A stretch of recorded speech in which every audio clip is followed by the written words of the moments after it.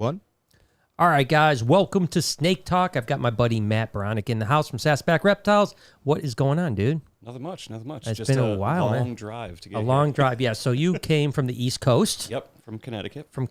And obviously we've been friends for, gosh, I don't even know how long. It's been a long time, 20-plus years, sir. I don't know if it's been 20. It hasn't been 20? I don't think I'm that old, right? Yeah, no, you are, man. You're that old. It's been, well, yeah, maybe it's not 20, but it was before I was going to the White Plains show, right, or no? I think I met you at the White Plains show. show. White Plains show. So that's maybe 12 years. Yeah. I mean, 12 years 12. ago. Okay, so 12 years we've been going on. And Matt, actually, you kind of got really, me going in leopard geckos, number one. You sold me my very first leopard geckos. Oh, that's awesome. Yeah, my very first leopard geckos I bought from you. And, then you unleashed the beast on us where we produced a gazillion leopard geckos in a very short period of time. Yeah, they are very easy to reproduce. Yeah, but so so let's step back and let people kind of know, when did you start with leopard geckos? Do you remember when? Leopard geckos was pretty much 2006, 2007 is 2006, whenever I 2007. started as trying to make a business out of it. Okay, gotcha. Yeah. And you were, you were doing some amazing animals. You kind of pioneered. What did you pioneer? I know the Marble Eye. You had the G Marble project. Eye, yeah, the Marble Eye was the first genetic mutation that I actually had, and then there was some other things that I helped bring to market a little bit more. A lot of the genetic combinations, because that was kind of my thing right at first, was the genetic combinations of different enigmas and stuff like that. I was the first person to bring the white and yellows into the country, and then have all the combinations of those. Right. Probably I created more combinations of leopard geckos than anybody on the planet. Wow, that's pretty amazing. Yeah. Now, does anyone work with enigmas anymore? Or is that just kind of done now? No, they still work with them a little bit. It's kind of one of those things that it's kind of frowned upon to work with them, though. Yeah, because we had them for a while. I think we bought ours from you, actually. Thanks, Matt. Appreciate that. Actually, they were gifted to you. Yeah, it was a gifted. Okay, yeah, you can have these because that kept on giving. They kept circling and doing some weird stuff. It's like, thanks, Matt. That's why I got so many haters. Yeah, exactly. Watch this. This is how I'll take out my competition. Yeah, throw a couple enigmas. So what's the enigmas? I don't know anything about them. So enigma is an incomplete dominant ish animal. Okay. But it's got the Nero issues, right? It's got the poly, it's got so I would say like spider ball pythons are not as bad because most spiders are actually pretty good. Yeah. You know what I mean? Like you do get the wobble and you get the weird ones and stuff like that. But most of them are pretty good. Whereas enigmas, most of them are kind of effed up. Yeah, and that's the weird part with them is that literally like they would be fine for the first like up to 10, 15 grams and then all of a sudden they would just I don't want to eat anymore and peace out. Like, and they're just wacky. But man, there were some pretty enigmas. Yeah. You can push it. Why don't you punch up enigma just so everyone knows what these things look like? Because they're it's a shame that they were messed up because there are some beautiful enigma geckos. All right. I'm sure some of the pictures are probably even mine. This it right here? I don't know if those are enigmas. Yeah, those are enigmas. Are those enigmas? Yeah. Okay. You would know more than I do. So they are there you beautiful, go. Man. There's some really cool stuff on enigma stuff. I mean, you could probably even type in enigma Sasobek and there's probably a ton of stuff. Or even Dreamsicle or any of the ones that I created. So what was the Dreamsicle? That was the... So the Dreamsicle was actually the... Maxno Raptor Enigma. Raptor Enigma. Yep. So, it's unfortunate. Listen, I'm going to jump into a couple supers right off the bat because I know these guys have hit us with some right off the bat. So, and if you guys have any questions for myself, for Matt, combination, we can talk whatever you want, right? I mean, we can get into Matt's personal life. Yeah. We can get into, it's spicy. It's spicy. It's really spicy. That's what I've heard. That's what I've heard all over the internet. They call them ghost pepper. the internet. Exactly. Actually, it's Carolina Reaper. Oh, damn. Man. Rare Dog says, the building plans are mind-bendingly insane. Seriously, next level, literally. And the side building, monumental score. I'd buy that puppy now before someone finds out you want it and doubles the ass. Well, thank you, Debbie. I appreciate it. Yeah, we're working obviously hard on all aspects. Everything. I mean, listen, I kind of feel like if things are supposed to happen, they're going to happen. Yeah. And I always say that you want to be... it is that preparation meets opportunity, right? You prepare for the opportunity to make it work. But there are some things out of my hands. I can't the city has to approve things. Construction has to change a little bit because right now, the truth of the matter is if today I had all my approvals and permits and ready to go, I couldn't find a construction company to build it. Like there's just no one out there to do it, period, So if I hired someone today, we're probably 6 months away from actually starting, So there's a lot of things that are out of my hands, but I do agree with the building behind. Once I get the approval for this building and I know I'm going to build, I'm definitely going to secure that building. And should I tell them what I want to do with it? Oh, should you, or should that be a video if that happens? Well, it's up to you. It's years okay, away. Okay. Yeah. Years away. Most of the people watching right now will probably be dead from COVID by the time. Jesus. No, I feel you. Drink liquid death. Yeah, liquid death, and you'll be safe. So By the way, this podcast is brought to you by Liquid Death. That's not true. I hope it'll be true in the future. Yeah. We'll come back to this podcast eventually. Yeah, hopefully we'll be having Liquid Death sponsoring us soon. But anyways, no, the truth is that we're a few years out. This could be completely crazy, but I really want to do penguins over there. I know. So nuts. Penguins, man. Could you imagine how crazy? Not just penguins, not the whole place penguins, but have a penguin exhibit. Yeah, that would be the main focus of it. Well, not even necessarily the main. It would probably be the biggest attraction. That's what I mean. But who knows what else over there? I'm not a big, I don't want to get too crazy with mammals, but I just think like all the reptiles that we could do. Then we have the stingrays, and we have, obviously the shark tanks and the otters, and we have the armadillo, we have the sloth. Then now we have penguins. I mean, we're getting into rarefied air where we're like, and again, I'm always going to keep my roots as reptiles, and of course the aquarium will be heavily, we'll probably keep fish there most likely. Most likely, I would think so. Yeah, most likely. But thanks, Debbie. I appreciate it, and we're excited about it. But we'll just keep on rolling. Silver Cash says, ready for the podcast. How's everyone's day going? Everyone's going good, Jason, man. I appreciate you, brother, man. Brother man. So yeah, no, we're doing good. It's good to have Matt. And, Matt and I talk a lot, on the phone. We talk probably at least once a week, sometimes more, sometimes on longer drives when you're on the drive to pick up your son, or I'm on the drive to head to Grand Rapids. We'll be on the phone for like an hour and a half or something like that. Absolutely. So there's been some long conversations. So Matt knows a lot about me. A lot of stuff that you guys don't. He's going to write a book. The book's going to be Secret Life of Brian Barczyk. Yeah. No, it's got to be Brian Barczyk Exposed. Oh yeah. That'll sell real good. That's right. And it was just you in your underwear. Like, Yeah. Exactly. You've got those pictures. I know. Don't use them. Who doesn't? That's what they talk about on that long drive. Yeah, exactly. AB Thriller says, "What's up, guys? Much love from Alex at Pop's Pizza. Hope you and the crew have a great weekend." Yeah, I hope you do too, man. Keep making those pizzas using you and Jason, our boy here, Pizza Man. Pizza Man. We appreciate your pizza, trust me. I haven't had pizza in, listen, man, I went, excuse me, guys, I got a frog in my throat. I went mad off the rails recently, because we had company. And literally, we ate pizza or Italian every day for like 5 days. Well, what's wrong with that? I know, right? The gluten. The gluten will get you. I mean, I literally had to get on cholesterol medicine. Grandpa body. Yeah. I seriously, man. No, I'm like really serious right now about like getting healthy. Getting that juice in you. After being so I've been kind of sick for like a month, right? Yeah. With respiratory stuff and stuff like that. And it really does snap you into like, hey, it's time to get in shape. And I feel I have not been good the last few months. I've went the wrong way, and now I'm really committed to it. And I just, really, to be totally honest with you, number one, bad choice of shirt on Theo Von's podcast. Yeah, why? Why is that? Because I'm like a pumpkin. Stop. Well, it's Halloween, so. The way I was sitting a little slumped over, I looked like I was like 280 pounds. It looked like as a matter of fact, my favorite comment on Theo's thing was like, I never knew Vince Neil kept reptiles. And I was like, damn, because Vince, I love Vince Neil, Motley Crue, but he packed on a couple pounds in his older age. He's trying to be Grandpa Lander. Yeah, but I got to get myself together, man. I got to get back to that, That buffalo, that bull look, lean, I gotta be lean. No, it really does bother me. You know what I mean? From obviously looks bothers me. I don't want to look like a pudgy dude. But on top of it, health is so important to me. Of course. And listen, I'm not a young spring buck anymore, so it's time to get going. But so before we get on to supers, any more supers, we'll get you guys in a second. Keep the supers coming, guys. So when you had how many leopard geckos did you have at like your peak? I don't even know. It's one of those things where, like, you always say this about, like, bringing new animals into the collection and stuff like that. Yeah, it's always changing. Yeah, once you have over a certain amount, like, you don't even realize how many you have anymore. I would say at one point I was probably producing 1,500 to 3,000 animals a year.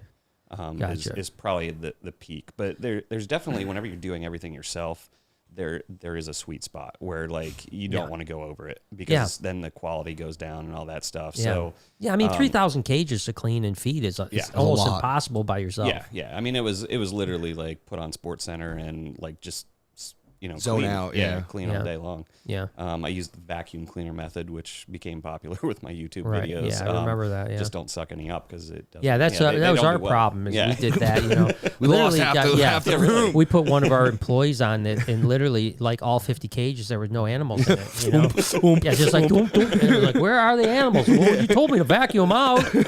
I'm like, not the actual animals. Yeah, no, that's not a true story. Someone's going to cut that clip and clip that out. Can you believe Be on the hate page. See what he's doing. See what Brian doing? He's vacuuming the geckos out. Sasobek's even worse for laughing. Yeah, I remember you took some shit for like picking geckos up by the tail. Yeah, and it was like, honestly, like it kind of puts them slightly in a trance type thing, and it's gentle. It's not like I'm. Yeah, you like, weren't like flickering, and it wasn't like tails were Yeah. popping off. No, You know what I mean? no. Like, But that was a terrible time. You do anything on YouTube, you get some hate. Yeah, Like, no, especially yeah, whenever more 100%. people start watching you. So. Yeah, it does. I remember the first time I came to your place, and you were in Pennsylvania. Yep.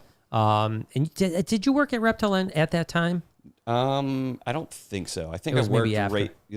either right before or right Right after. Because I remember coming to visit you at Reptile when you were a keeper there. Yeah. And we'll talk a little bit about that too, because you've been in and out of Yep. AZA institutions, so you know a lot about the zoo world and stuff like that. I'd love to hear more about that. But yeah, I remember the first time I came, you had all your stuff in the basement, all the black racks. You had a lot of really cool stuff, and that video did really well. It was a snake bites video. It was before the vlog, and I think that video had over 1 million views or something like that. Yeah. It was one of the top 10 for a while. Yeah, it was definitely it was a good one. It was just showing off your leopard geckos and that was it was cool. I remember you had what's the Agramenia? Is that what the Agramania.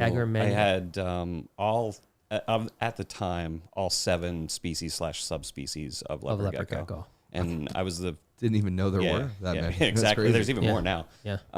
And I I bred 6 of them. I was the first person to breed 6, and then probably the second person to breed 7. Okay. I would think.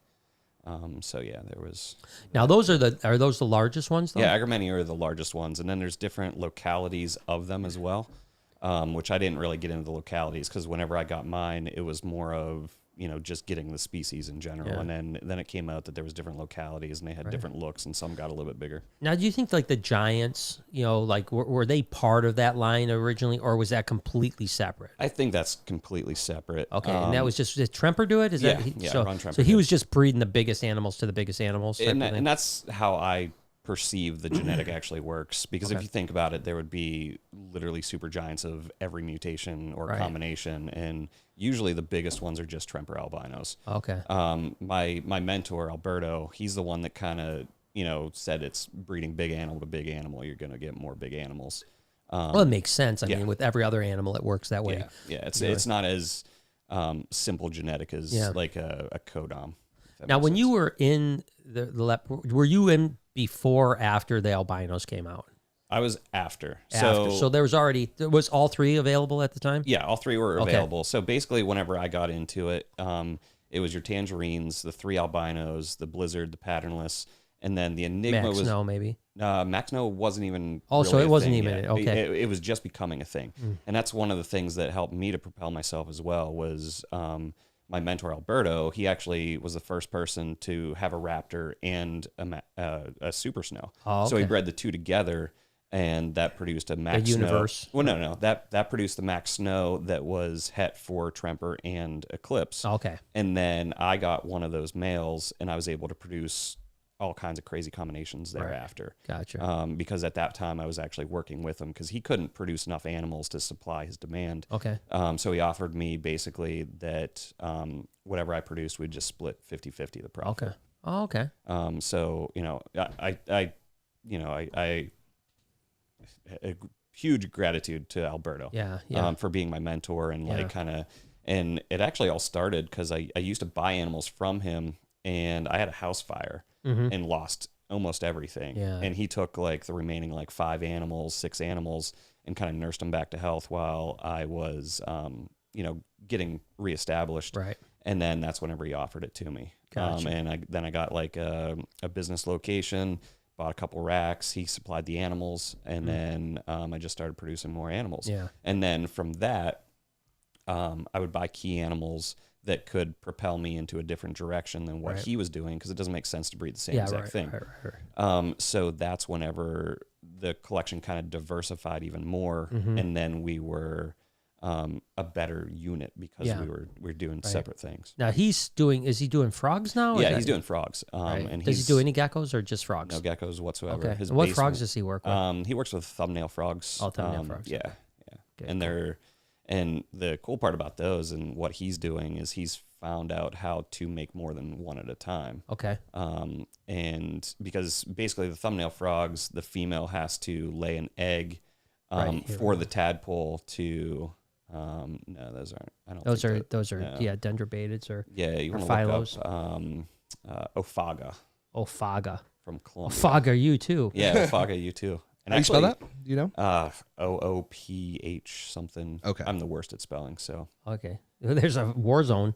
Yeah. Well, it's in Colombia, so that makes sense. Okay. Yeah. There's so many different varieties. And actually, right now there's frog days happening in in New York. Right now. Yeah, right now. So I skipped that to come here. Skipped it to come here. Yeah, really. You made the right choice. Priorities, you know. You made the right choice, man. All right, what else we got? Nicholas says, Matt, you're a legend. Clowns and Gem bold soon. Yes, actually, they are not to promote, but they're actually for sale already. Oh, so you already got them. Yeah. So obviously the clown. Tell me a little bit about the clown line. Okay, so the clown project is almost an inside joke in a way. Okay.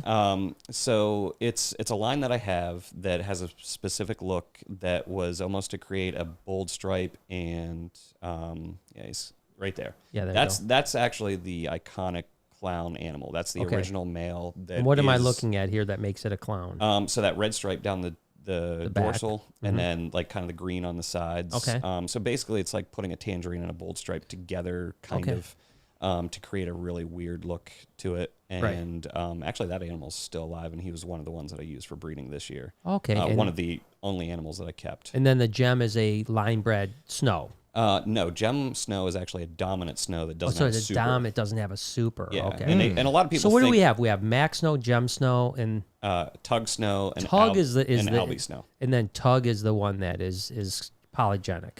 Actually, No? So the crazy All part right, tell me what the fuck is up with Tug. Yeah. These leopard geckos. Can we cover this in the trips back from Yeah, Chicago? you would think I would already know this, but I lost track of my mind. Okay, so the Mac Snow is the one that has the super. Yep, super snows. Okay, so but if you breed a Mac Snow to any of the other three snows, you can also create a super as well.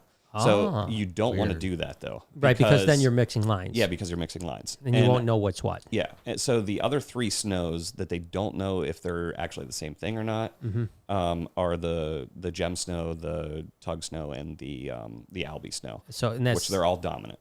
Okay, they're all dominant, but they don't have supers except for the Max. They don't have a super form. But if you breed them so it's almost got to be allelic in a way. If you're talking about producing supers from animals that won't produce supers. Yeah, they're all allelic, but interesting. Yeah, that's a weird. But you don't want to mix the Max Snow because then you're creating supers, and to do certain things, you don't want a super form that would pop out one out of every four because you're taking away. It's so dominant over everything else. Everything else. It's gonna take away stuff. So so Gem Snow and Clown stuff. You've got babies now. Yes. Yeah. What do they look like? They're cool or? Yeah, they're pretty cool. Yeah, they're basically that only black and white. Black and white. That's cool though. Oh, that would be cool. tight. Yeah. Because I love the bold snows are one of my favorites. Yeah. Yeah. You know, so if you're talking something similar to that in that bold stripey type of thing, that's right up my alley. So that's cool. Yeah. That's super cool. Tiffany says, I'll be making a call to the shop Tuesday for the order of Baby Faith and Jasper. We'll have the last like $100 on Monday. I'm so ready for the baby. Did I tell her? We sold it, didn't we? Yeah, we sold it. got rid of Or it you can give me $500. Ooh, baby. We're gonna hold you ransom now. Yeah. No, I'm just joking. Yeah, I can't wait Excited to get for it to you. Yeah, because we keep assist feeding. So Baby Faith is a no-eye ball python, just like Helen. It's got a little nose deformity too, but it is assist feeding. Okay, it's it's going to just need babying for a while. I think then in the next 3-4 months, if she continues to assist feed it, and we're just giving it to Tiffany because she's great, and I wanted to have a great home. She's always been obsessed with Helen, so it's kind of a great better spot. Yeah, for it's a it. perfect spot for it. So we're looking forward to that. But I think that as long as it keeps assist feeding, I think it'll take off in the next few months. Nice. Yeah, nice. That's awesome. Timothy says, "How did raptors come about in leopard geckos, and can you explain that gene a little?" Yeah, go ahead. Oh, this one's actually So raptors. There's a lot to it. Raptor stands for red-eyed albino tremper orange. Tremper orange, yeah. Which it's raptor. Which doesn't even really make sense, yeah. But then there was an apter before that. Right. That wasn't the red eye. It was just like a Yeah. That's funny. It's all about marketing, man. Yeah, All yeah. about Tremper was always good at that. You Yes. know? Yeah, Yeah, he's yeah. good. Is he still doing stuff? No. He moved with his wife down to Costa Rica, I believe. Really? Yeah, he sold off the Colony, collection. and that was it. Yeah, huh? to Julie Bergman. Okay. She's really well known for like day geckos and stuff like that. Okay. She's been in the hobby a long, long time. Okay, now she's got all the Tremper Yeah, stuff. so she's got all Interesting. the I didn't Tremper realize Tremper was out, so that's interesting. Yeah. Wow, there you go. All right. So all right, let's go back to how it came about. So from my knowledge, Ron Tremper is the one that created it. Right. Basically, it was like he mixed a couple things together and then was basically, breeding things together. And that's actually where you kind of get a lot of the emerine type stuff. Right. Emerines are kind of like a byproduct of what he was doing that made the raptor. And that's just got green stuff Yeah. on it, right? The emerines is It's not even really green. It's only green for like a certain period of its life. Oh, okay. And it's basically the lavender overlaying the orange Okay, that gotcha. creates the green. But Okay. as the animal ages, the lavender will fade. Right. Basically, so does the Sure. green, and it turns Got you. more orange. So he was doing the, but okay, so he was doing. Did he come up with the Eclipse then too, or Yes, because So it's, he's- the same. right? Yeah, so, that's basically part of the Eclipse Aptor is- yeah, Raptors, yeah. Yeah. So he had the Eclipse first, and then he started breeding, and he produced Aptors, and then ultimately Actually, no. Okay, He actually produced the raptor before before the Eclipse. Yeah. So he the realized albino that. the albino was it was all from the same grouping. It's just and it was a couple months apart. It was I just see. one was an albino and one wasn't. Yeah, so he produced the albino first, then he produced the Yeah. Eclipse second. So Yeah. okay. Which he just And so how does that hit the gene odds. work? I mean, it's an eye color issue, but it also Yeah. does what beyond eye color does it do? it's basically a recessive genetic trait that can be a standalone trait itself. Okay. And then the pattern that came with it originally, actually, we now know it's not linked to the eye. Oh, it's not linked to it's the not eye. linked Okay. to the eye pigmentation. That's why you can have like banded ones and striped ones and reverse Right. stripes and Right. stuff like that. Yeah. Now, what's the difference between the Eclipse and the Marble Eye? So the Eclipse and the Marble Eye are basically two separate eye genetics. Right. That the Marble Eye popped out of basically my/Alberto's collection, and I proved it out to be genetic. And it actually hatched out like right around the same time as the raptor. Mm-hmm. So we know that it wasn't in like the line, and then it was Yeah. also like test bred to Right. raptors, and no eye pigmentation came No, out. eye pigmentation. Yeah. Gotcha. So interesting. So interesting that there's like eye genetics in Yeah. leopard geckos. Like you don't see that very often. I mean, obviously in humans and mammals and stuff, Yeah. but not really as much in like snakes. I Right. haven't really seen that, so that's pretty cool. Yeah, and I think what the thing is with leopard geckos is that you can just turn the cycle so quick, right? Yeah. So like maybe we would see eye pigmentation in a ball python, but it would take us 8 years to prove it out. To even figure it out. So, Yeah, yeah. it becomes really difficult Huh, to work the interesting. project. Where with a leopard gecko, you can literally have an egg, and 12 months later, that baby could be hatching. Like the absolutely. offspring from that baby. So you can spin it, and they have 8 to 20 eggs per year. Yeah, So you yeah. can really spin the cycle. Yeah, work projects I quickly, I yeah. think we ended up buying like 100 and maybe 100 and something females from you, and within like 3 years, we were producing 9,000 babies. Yeah, and that's probably just not be- even breeding all your females. Yeah, at that point. yeah, Like, that it was, and that was just because the first couple years we just didn't sell any. We just kept everything. Yep. And then eventually, and we added a few genes here and there, and then eventually, and of course now we're down to I think we produced 800 this year. Yeah. So and It that's gets to be more a lot. The yeah, millworm bill's 800 a to lot. buy. I think I told Jessica I wanted to do 500 next year. So we're kind of getting to that, like you said, the sweet spot where we can produce, take care of, continually upgrade our colony, have and bangers, yeah. have 500 bangers a year as opposed to Yeah. 800 with a lot of so-sos in them. Yeah, and that's what a lot of people do, especially like the higher end leopard gecko breeders. They don't produce a lot anymore. It's more produce the really really pretty ones, and then you don't So sell what them for more. what do you think is going on with the leopard gecko? I mean, now you obviously have the Bells, you have the Gourmet Rodent, and you have, John Mack, the Macs, that are doing huge quantities for Petco, PetSmart, Pet Supplies Plus, stuff like that. Are there any other bigger breeders of leopard geckos now, or is it all just kind of small boutique stuff? Probably the next biggest, I think, would be Steve Sykes, and then Steve Sykes, then right after that, like, there's really no one. Right. So it's like those. How many do you think Steve's producing? Is it a lot, or I have no clue, and I think that would almost be a highly guarded secret. Oh, okay, gotcha. Yeah. Now, speaking of Steve Sykes, Two-headed snake. Did he produce two-headed snake? Yeah. Oh, yeah, the black and white, or the nigritas. Yeah. Yeah, I don't know if that one's going to make it. Yeah, I mean, its heads too close together. Yep. I don't know how they'd open their mouth. Yeah. And we produced one almost similar to an albino. It was actually a T-positive albino Nelson's milk snake. And they literally, their heads were so close they couldn't independently open their mouths, and it's almost the exact same thing. Yeah. So, but what I was going to say, excuse me, is Lemon Frost. Yeah. So he bought into that project. I still see them floating around. So what's the story with that? Because the Enigma kind of got pushed out, but the Lemon Frost had some like cancerous issues or something. Or? Yeah, basically the skin cells that make the coloration, make it look the way it is, are basically cancerous. Right. And oh wow, yeah, it's interesting. It's a very I wasn't really in leopard geckos while this was all happening, so like I don't know a whole lot about it. I know that Steve Sykes bought at the auction. Yeah, it was the Gourmet Rodent produced the first one. Yep. Then there was a bidding war at the auction. Bought it for like $10,000. And then, that was actually for 2 animals. Right. Yeah. So it was for the female that they had there plus a male to be sent later, basically. Yeah, right. And that's tied for the most expensive leopard gecko that has ever been sold. What was the other one? It was mine. Oh, it's yours. What was it? So it was actually the first dreamsicle that I ever sold. Okay. Which I produced 3 that year. I got $5,000 for it. Wow. And then but that also elevated that guy, a guy over in Germany, and like now he's one of the the premier leopard gecko breeders in the world, I think. Gotcha. Yeah.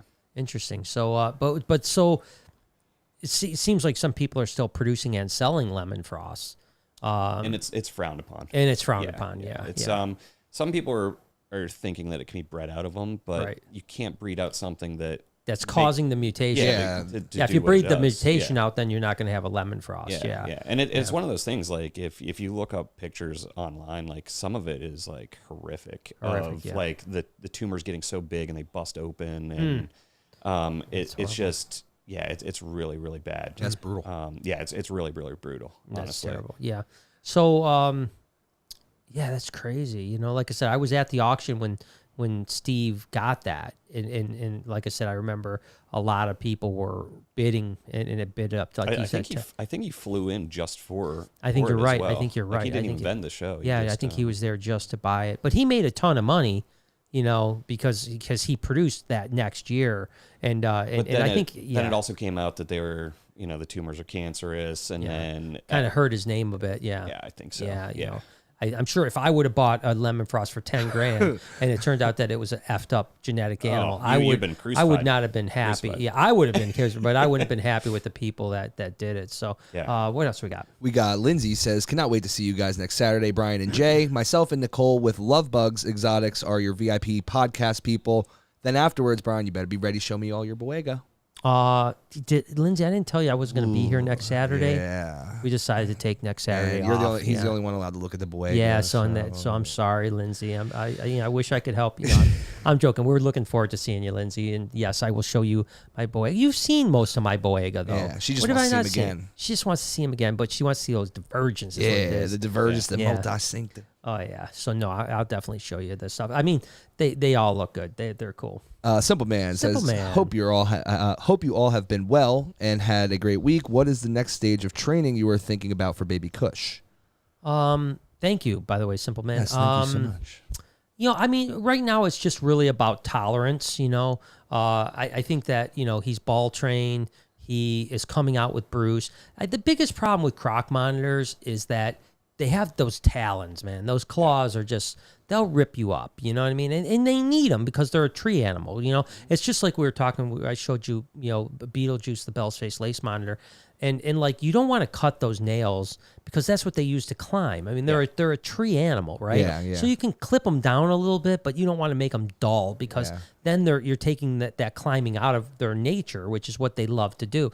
So unfortunately, it's all, any croc monitor is hard to hold because even the tamest croc monitor is going to hold onto you, and it's going to like holding an owl. Yeah, it's going to rip into your skin.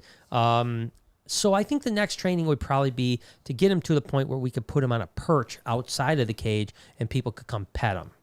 That would probably be that'd probably be the end goal, is like pet my raptor, something like that. But that's still a ways away. I mean, we definitely, Bruce is doing good. I was in with Baby Kush the other day, petted it. It gets a little bit whatever, but it's not trying to bite you. It's not tail whipping you. It's actually doing really well. But that would be my goal, is to be able to actually take it out and put it on like a perch. And him to just chill. And just have it just sit there and people can come up and actually interact with it or take pictures with it. Something on that lines. Yeah, that would be super cool. Yeah. Future Reptarium employee says, hey, gang. It's good to hear from you again. I actually commented on the YouTube video today. Did he really? Apparently he's been cleaning a lot of swimming pools lately and been real tired. He said, I hope everyone's doing great. Jay, don't forget to announce out loud the Spider-Man hands. Anyone excited for the new movie?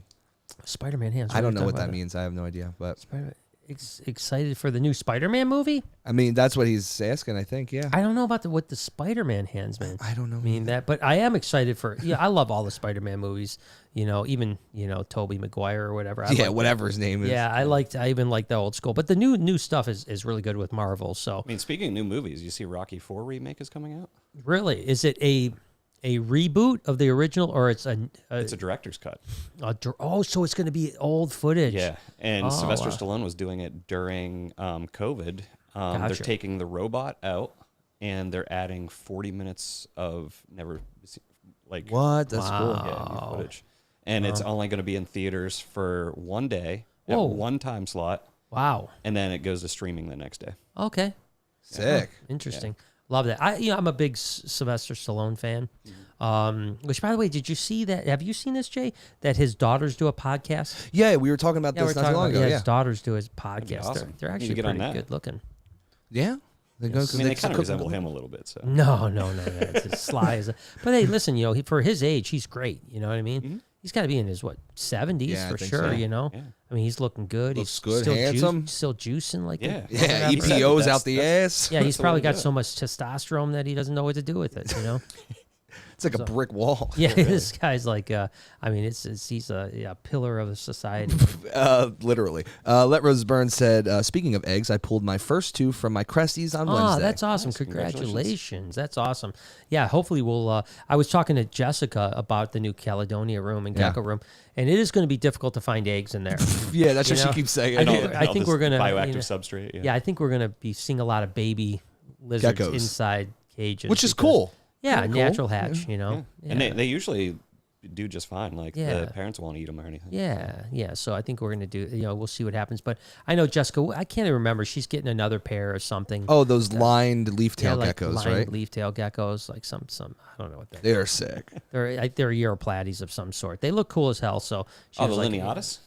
Is that what it is? Europlaty Lineatus? No. Because they're bigger. Lineatus are bigger. These are like some smaller, like rare ones. I don't even know what they look like. Yeah, because the Lineatus, these look almost more like. They remind me more like the what the heck, that V-line geckos or something like that were like real cheap. Vertebralis, I think, is what they were called. But let's see if we skunk geckos. It was more like this, right? No, that's a Lineatus right there. That's a Lineatus. It was more like brown with lines on it. Yeah. Was it from Madagascar? I believe so. I don't know anything about them. She just said, "Hey, can we buy these?" And you were like, "Yes." And I was like, "Sure." They might have been Lineatus. It looks more like that, which is a painting, obviously. Yeah. But it looked more like that than the Satanics are the ones that are really cool. Yeah, but they stay small. That's the only thing I don't like about They're really hard to keep. Yeah, that's what I don't like about that. I like that. Like the Lineatus get pretty big. Obviously, the Hankel-eye, the Hankel-eye and the Fantasticus. Giganticus or something like that. Yeah, Fantasticus. They all get really big. Becky says, missing tonight's live, but sending love. Well, thank you so much. Must be nice out. Yeah, must be nice in PE. Yeah. And then Silk Road says, did anyone at BHB go to Mom's Spaghetti? No, we talked about this Dude, I though, wanna go right? tonight. Yeah. Are you gonna go? Yeah, I think so. Really? Yeah, I'm a big Eminem fan. I know that like you had a Yeah. bad experience with No, him. I still but, like Eminem. Listen, I'll still listen to his music and stuff like that. I think he's a talented guy. Just won't go to his Let's go. birthday And, party. I'm just not going to any parties that he has, but yeah. So where's it? It's in Detroit. It's down by all the new ice rink and Oh, so it's court. Yeah, it's in right down there. Yeah, yeah, right down in the what the heck they call it, Illich Town or whatever they call it. Oh, Yeah. okay. Yeah, Jay, so we got to it's- take you though, so we That'd don't be get mugged. crazy. Moms, yeah, we got- right. We need the big guy. Yeah, I'm good. Yeah. So when we were just talking about it on this trip, right? Yes, literally on the trip. Yeah, literally. I didn't even know about it. Really? Yeah, and I me just and Noah heard were it. talking He Yeah. about actually it, yeah. served the spaghetti for the first hour. Oh my And gosh. like got selfies with people and No stuff like way. that. Yeah, Jeez. yeah. Look it up. When did it open up? Just this week or something? 28th or 29th. Also, of just is September. pretty fresh. Yeah, it's pretty fresh. Mom spaghetti. Yeah, if you pull it up, it's like everybody's getting a selfie with him. Wow. It would have been cool. I mean, that's interesting. I wonder what he's thinking. This is crazy. Yeah, and it's in a Chinese food container. And it's like, yeah. So that's how they serve it. Look at that. That's sick. And then you can get it with or without meatballs. This looks like That's a little crazy. PB and J right there, or I something know like what's that. going right? on. I just want to see if it's any good or not, or if it's just like straight garbage. Like, That's so crazy. that's What is crazy. going on, bro? It Yeah. is interesting that he would do. I mean, I think it's a great idea. Yeah. It's great. You know, Great. I mean, and I can't imagine it's like a money thing for him. I mean, I don't know his finances, but I'm assuming he's pretty financially set. Yeah. so I Yeah. think the origins of it is like he started doing it for a food pantry or something. Oh, like okay. that. Like That's at least that's what I thought Okay. I saw. Gotcha. That he started doing it for like a food pantry. Okay. And then it just kind of Kind of going from there. Yeah. Interesting. Well, good for him. A future Reptarian employee came back to say, I put emojis of Spider-Man's hands. I guess they don't show. Oh, I see what you're saying. I My gotcha. bad, brother. Yeah, I yeah, wish. Yeah, I know. Yeah. When is the new Spider-Man coming out? Did you like those movies or not really Spider-Man. I mean, some of the you Marvel, like Marvel yeah, stuff, some but of the Marvel not stuff. but not Spider-Man? It's really weird because like I like Iron Man, but like some of the other ones that are Really? like I'm not real like sci-fi, Really? but like Okay. Iron Man's cool. Okay. And like He's gone now. Yeah. Yeah, So no more I Iron gotta Man. stop watching. There's a whole new like crop of Marvel coming now, right? Yeah, it's the Like Eternals. the Eternals, are coming out now. So, which is going to be interesting to see the play. When's the release date? That's what I'm trying to find out, but I'm trying. It's December. soon. Closer. Okay. Oh, swings closer to finally arrive. Well, and then they have the Sometimes series of Hawkeye coming out. Hawkeye. Yeah. Yeah. I think it's Yeah. like a couple part series or whatever. Right. Yeah. No, I think they're doing a good job, man. I like those movies. I really do. Yeah, I think it's I mean the last couple, especially with the Iron Man crossover, that was really cool. Yeah. But obviously that's gone now. But yeah, no, it's cool. Have you, I'll watch them. have you seen the ones that are what if? What if? And they kind of mix match like what actually would have happened. No, I haven't seen that. Yeah. Where's it's this on, at? it's on Disney Plus. On Disney Plus. Yeah. Really? Yeah. So they basically are like, what if Captain America's girlfriend actually became like Captain America instead? Okay. And then she was the one with all the superpowers and he stayed tiny. And what would happen in that timeline, Yeah. pretty much? Yeah. Interesting. That's weird, man. And that's it's actual movie or is it animated? It's animated. Oh, it's animated. Yeah. That makes more sense. Yeah. Yeah. I was gonna say because how the hell could they do that? Film all that. Yeah. But That's they have a bunch of different ones. It's Okay. it's it's interesting. It's pretty Yeah. cool. It's kind of a spin on it. Yeah. So you got out of Geckos for a bit, took a break. Yeah. And how long were you out? Oh, it was a couple years. Yeah, had some like you talk about your anxiety issues. It was definitely some real bad depression and Okay. anxiety. You're all good now? Oh yeah. Actually now it's so much better. Actually the weirdest part is like COVID actually helped me. Really? Yeah. Yeah, I went the other way. Interesting. Yeah, exactly. Like Yeah. I know you went the other way and it was So what helped you about COVID? I think it was just the kind of finding myself again and, Okay. and being Having the time to find yourself. yeah, almost, exactly. Right? And it was one of those things like kind of retrospectively, like looking back and, I kind of blamed, I got divorced. Actually, today's my anniversary. Oh. Yeah. Of divorce or anniversary? No, of being Oh, married, being actually. married, yeah. Yeah, it would have been like 11 years Okay. today, which is kind of funny, but oh well. Yeah.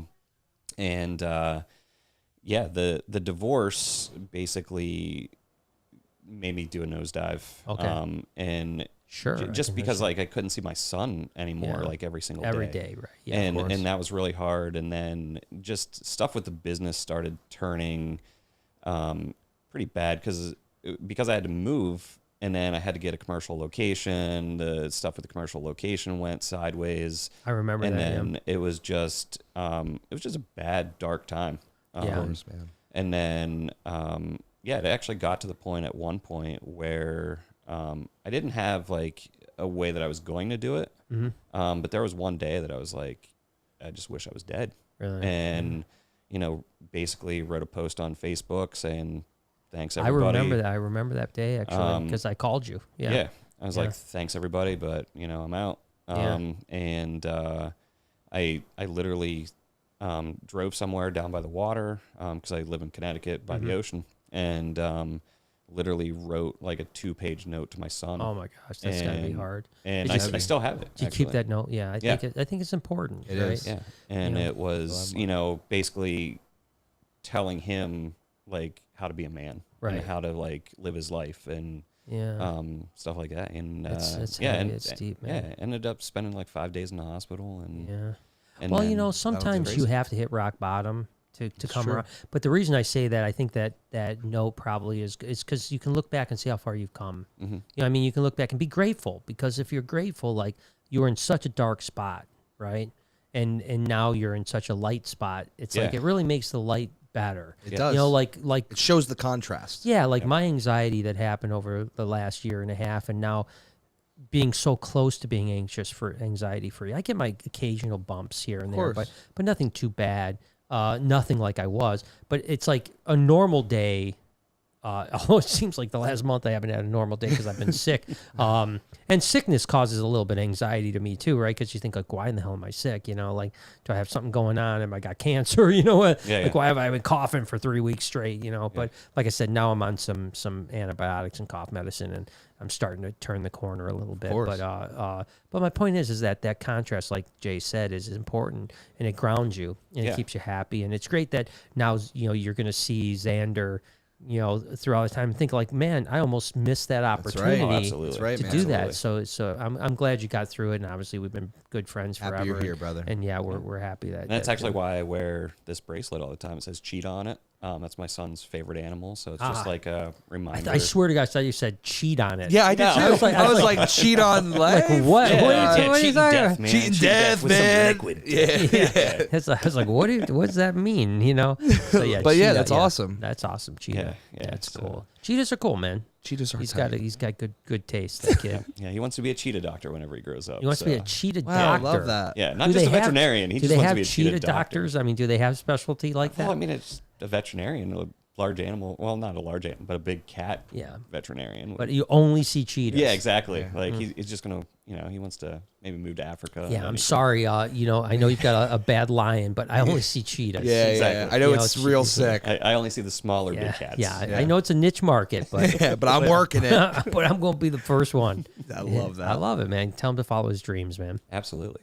Ethan says, "Hey guys, glad to catch another live. Sending good vibes." Thank you, Ethan. Thank you. And then Tiffany says, "I have 2 twin boys that come into my work that are actually artists for Marvel, and they have hair just like Wolverine. And by the way, I will hunt down Baby Faith and Jasper." So, there you go. Yeah, you don't want to cross Tiffany. I'm telling you what, she'll kill you. She'll kill you leaving the dumpster.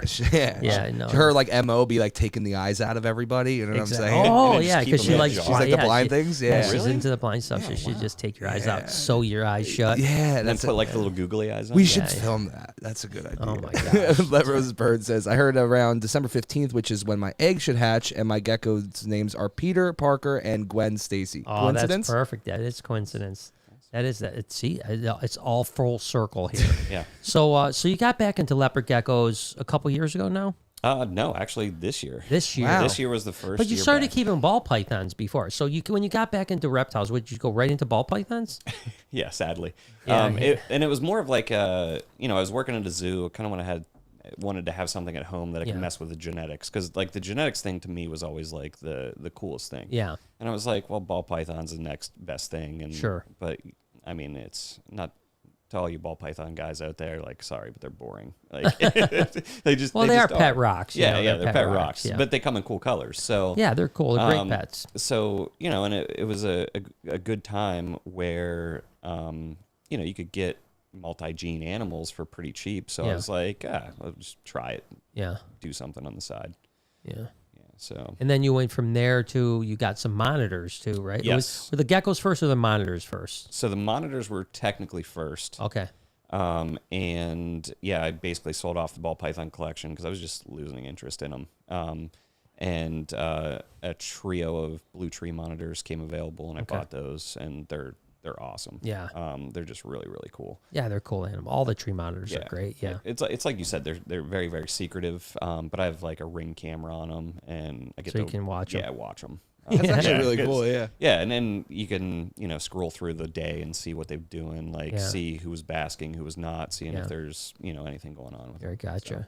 So, And then finally you went back into geckos. Yes. So actually, that was a couple people kind of reaching out to me in a way to get back into geckos again. And actually, one of them is, he does a podcast, and it's Evan from Strength and Leos, which you should have him on this show. He's I'd love a cool to. kid. I'd love to. I basically reached out to him because I saw that he was doing a podcast just on leopard geckos and stuff like that. And I was like, hey, really cool podcast. I've been listening to a couple episodes, like on my, 2-hour drive to see my son. I would listen to him, and, just reaching out to him and be like, it's really cool what you're doing. Like, if you ever want to have me on or whatever, I'm down.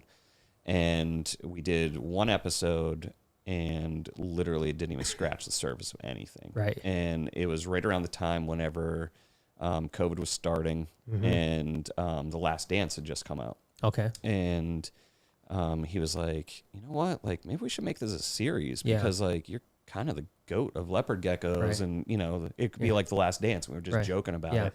And that turned into I think there's 10 parts or something. 10 like parts. that. Wow, that's awesome. Yeah, so it was recorded over the course of about a year. Oh, wow. So it took a long time. But the cool part about it was the first episode, I only had a few leopard geckos from back in the day. And then over the course of all the episodes, I started getting that itch again, and I was okay with, what had happened in the past and stuff like that. And, the other thing that was kind of holding me back was, whenever I got out, it was a flame out. It was just and, there was a couple deals that went sideways at the end and stuff like that. So, I wanted to come back, but in a good way. Yeah, and I wanted to make the wrongs right before I came back. Sure. So I was able to do that even before I really started breeding, made it right with all those people. And, that helped. That relieved a lot of stuff. Of course. And then, you always still get the people that only know half the story and blah, blah, blah. Well, that's always going to happen. And then they're still happen. like, oh, yeah, he ripped hundreds of people off for millions of dollars. And it's I wouldn't be here if I ripped that many people off. For, you know what I mean? Dollars, so it was cool to get with Evan and really, kind of tell your side of everything. And not only that, but we covered everything from the beginning time with leopard geckos to the rise and fall, and then what happened after the fall and stuff like that. Not only your fall, but the leopard geckos always seem to cycle.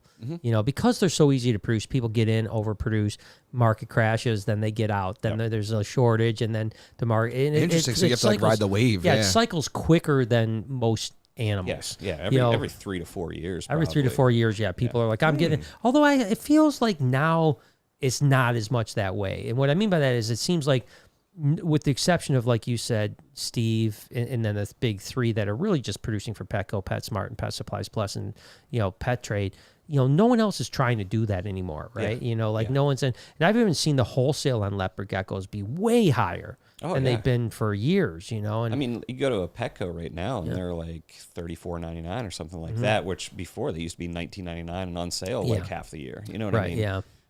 So the price has definitely gone up on them. Is it because of COVID and, people just buying pets? I mean, who knows?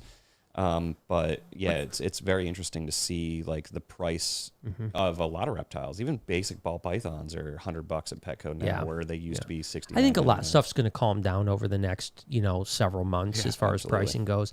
I think that we did, overinflate because the demand was so high over the last 18 months. But I still think it's going to be a strong market.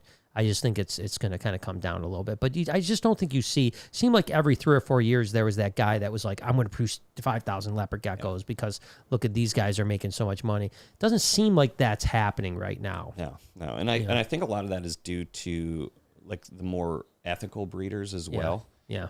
Where the weird, and it's like this for all the different genres of between ball pythons, cresteds, like all of them have their little like quirks, if you will. Sure. And leopard gecko people are more like very, very strict on the genetic part of it. Right. Like don't cross albinos, don't cross the like the snows. Yeah. They're more like purists of the genetics. And then you always have those outliers that are, breeding enigmas and, Sure. the stuff that we like the ethical people don't touch anymore, Right, basically. Yeah. So those ethical people kind of, and I want to probably think that I helped start that. Because before, like, it wasn't such a huge thing to breed the different types of albinos or not know the hidden hets and stuff like that. And I think I really brought to light, like, if you have a hidden het and you breed it to the wrong thing, like, then you're making a double het that you don't want. You don't want. So I think that's one of my contributions to leopard geckos was, kind of bringing to light, like, a purity of it so that you're not muddling the waters. No, that makes sense. It makes sense, yeah. Especially with the geckos, like you said, you want to know when you're producing an albino that it's a bell or a rainwater or a tremper. Yeah. Not like, I think it might be a bell, but it might be a tremper. And you don't want to sell to somebody and then them produce something that they didn't think also, Absolutely. So it really makes, and that's just kind of what Jay and I have talked about with like hybridization. Yes. It's like, as long as you're selling a hybrid as a hybrid, I'm okay. The problem is oftentimes by the 3rd or 4th generation, someone's now left off the fact that it's a hybrid and now they're like, oh, this is a pure ball python that look at the pattern. It's 12 feet long, you know? Exactly. It's a like, Volta. Yeah, exactly. Yeah, it's a giant one, but so I know you also you did a lot of stuff in the zoo world. Yes. So you was your first zoo job Reptiland? Yeah, that was my first official zoo job. Right. And I worked there for 6 months, learned a lot. The reason that I stopped working there was actually because my wife at the time, she was actually passing out like while she was pregnant. Oh, geez. And Reptiland was like an hour away. I was driving an hour to get there. Yeah, couldn't be far. So it was one of those things where like I didn't want to be that far away from her in case something would happen. Right. And then once my son was born,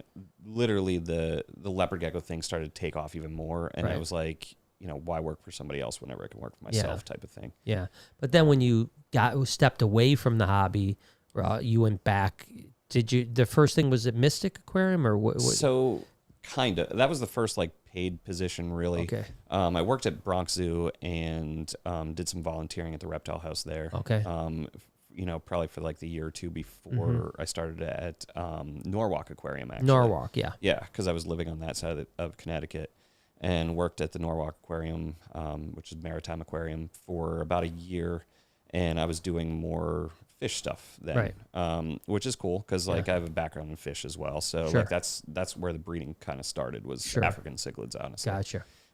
So it was cool to work at an aquarium, an AZA facility, kind of learn that kind of stuff. And then I applied for a senior keeper position at Mystic Aquarium for the reptiles. Yeah, reptiles. And then went there.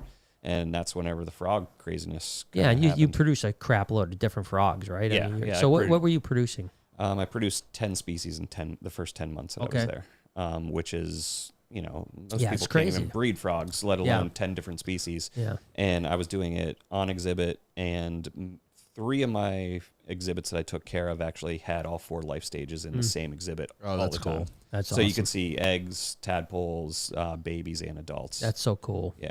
Yeah, that's so cool. It was pretty cool. And they were all bioactive, plants, water features, all that now, stuff. what do you attribute your success there for breeding? What do you think you did that no one else could do? It's just one of those things where like the intuitiveness that like feel for it. Yeah, animal people have. Plus like being friends with people in the frog world, I could just reach out to them and kind of ask them questions. Because of Alberto breeding frogs now, and he's actually like the only legal importer from Colombia for the thumbnail frogs.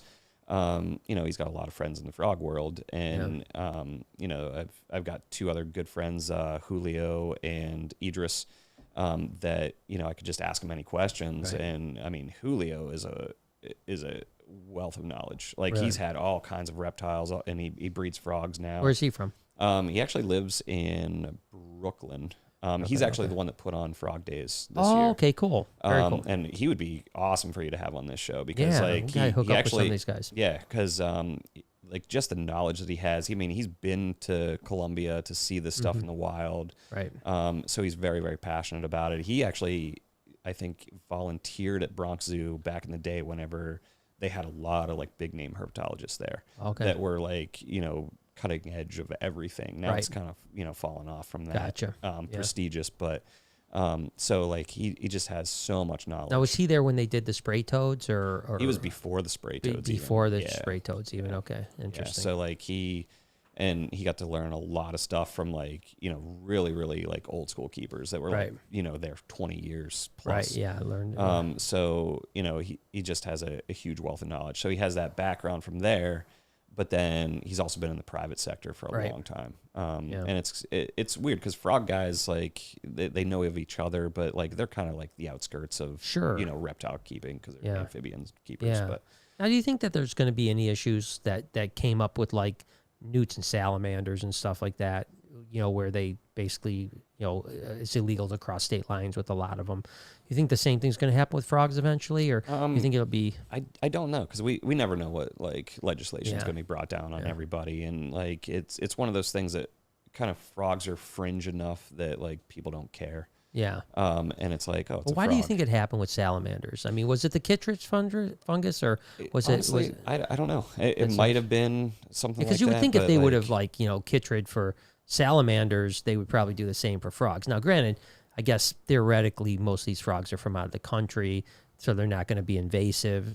But if they ever do get loose, which I don't know who would let go of thumbnail frogs, but I guess the government could say, oh, we can't risk our leopard toads or leopard frogs, and it's and I think that's what they were mainly worried about was the chytrid fungus spreading, which in like colder environments I don't think it would really spread anyway because it's more of a tropical thing, but.